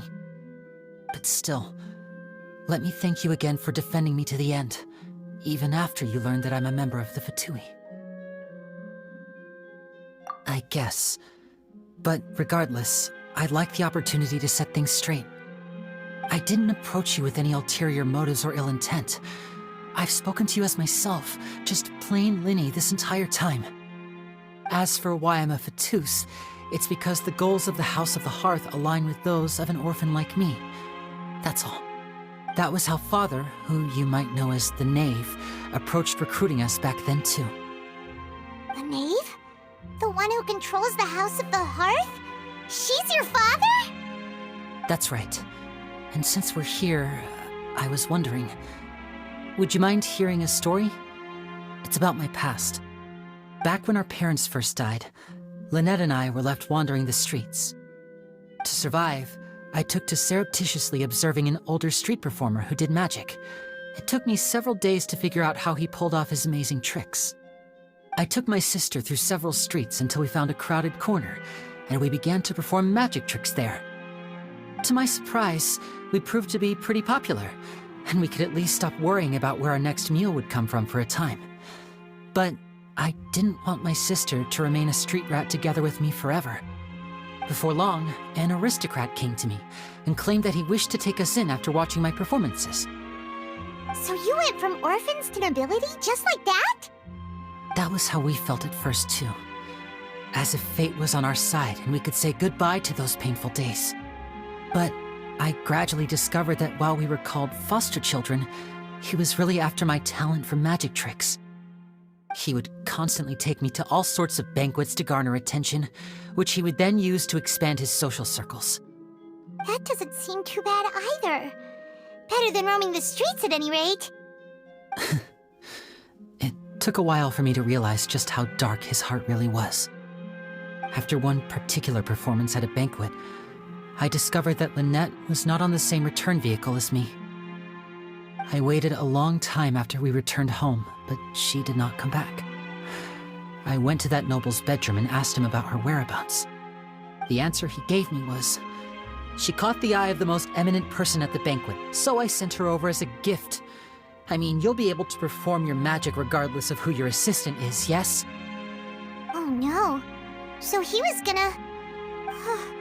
But wouldn't Fontaine's laws deal with such people? As far as outsiders are concerned, this is a relationship akin to adoption or foster care, and they have their ways of escaping the eye of the law. I managed to ferret out the location of the mansion of that so-called eminent person and hurried through the night. But by the time I leaped over the walls, avoided the guards, and made my way in, all I saw was the moonlit ground covered in blood, and the knave standing there in the darkness.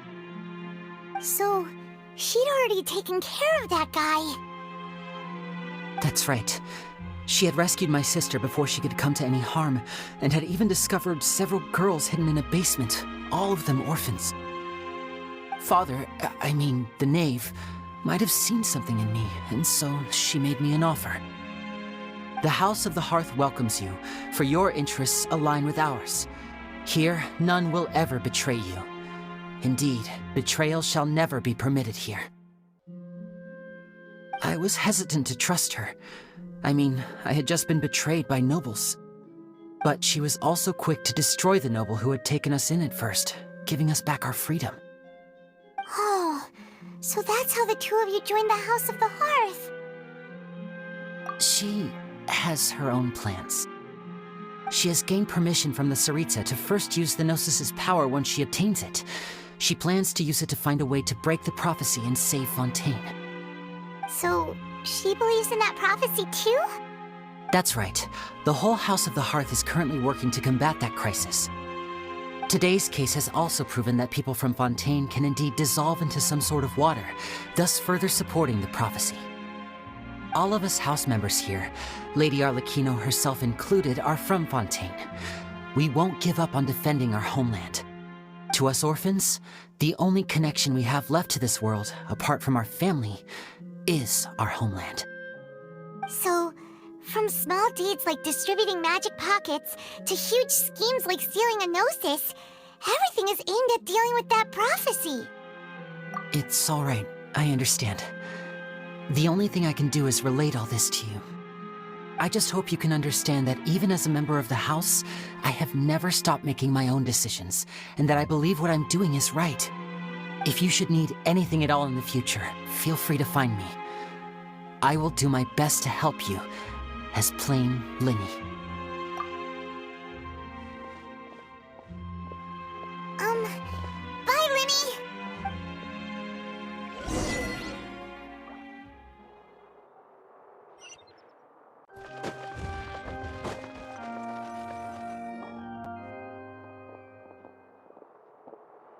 Hey there! What was with the disappearing act you pulled right as the trial ended? Were you looking for us, Navia? Well, this whole thing isn't exactly over, is it? I do feel that we're getting closer to solving the serial disappearances case, though. Don't you think so, too? Huh? What's wrong, my dear partner?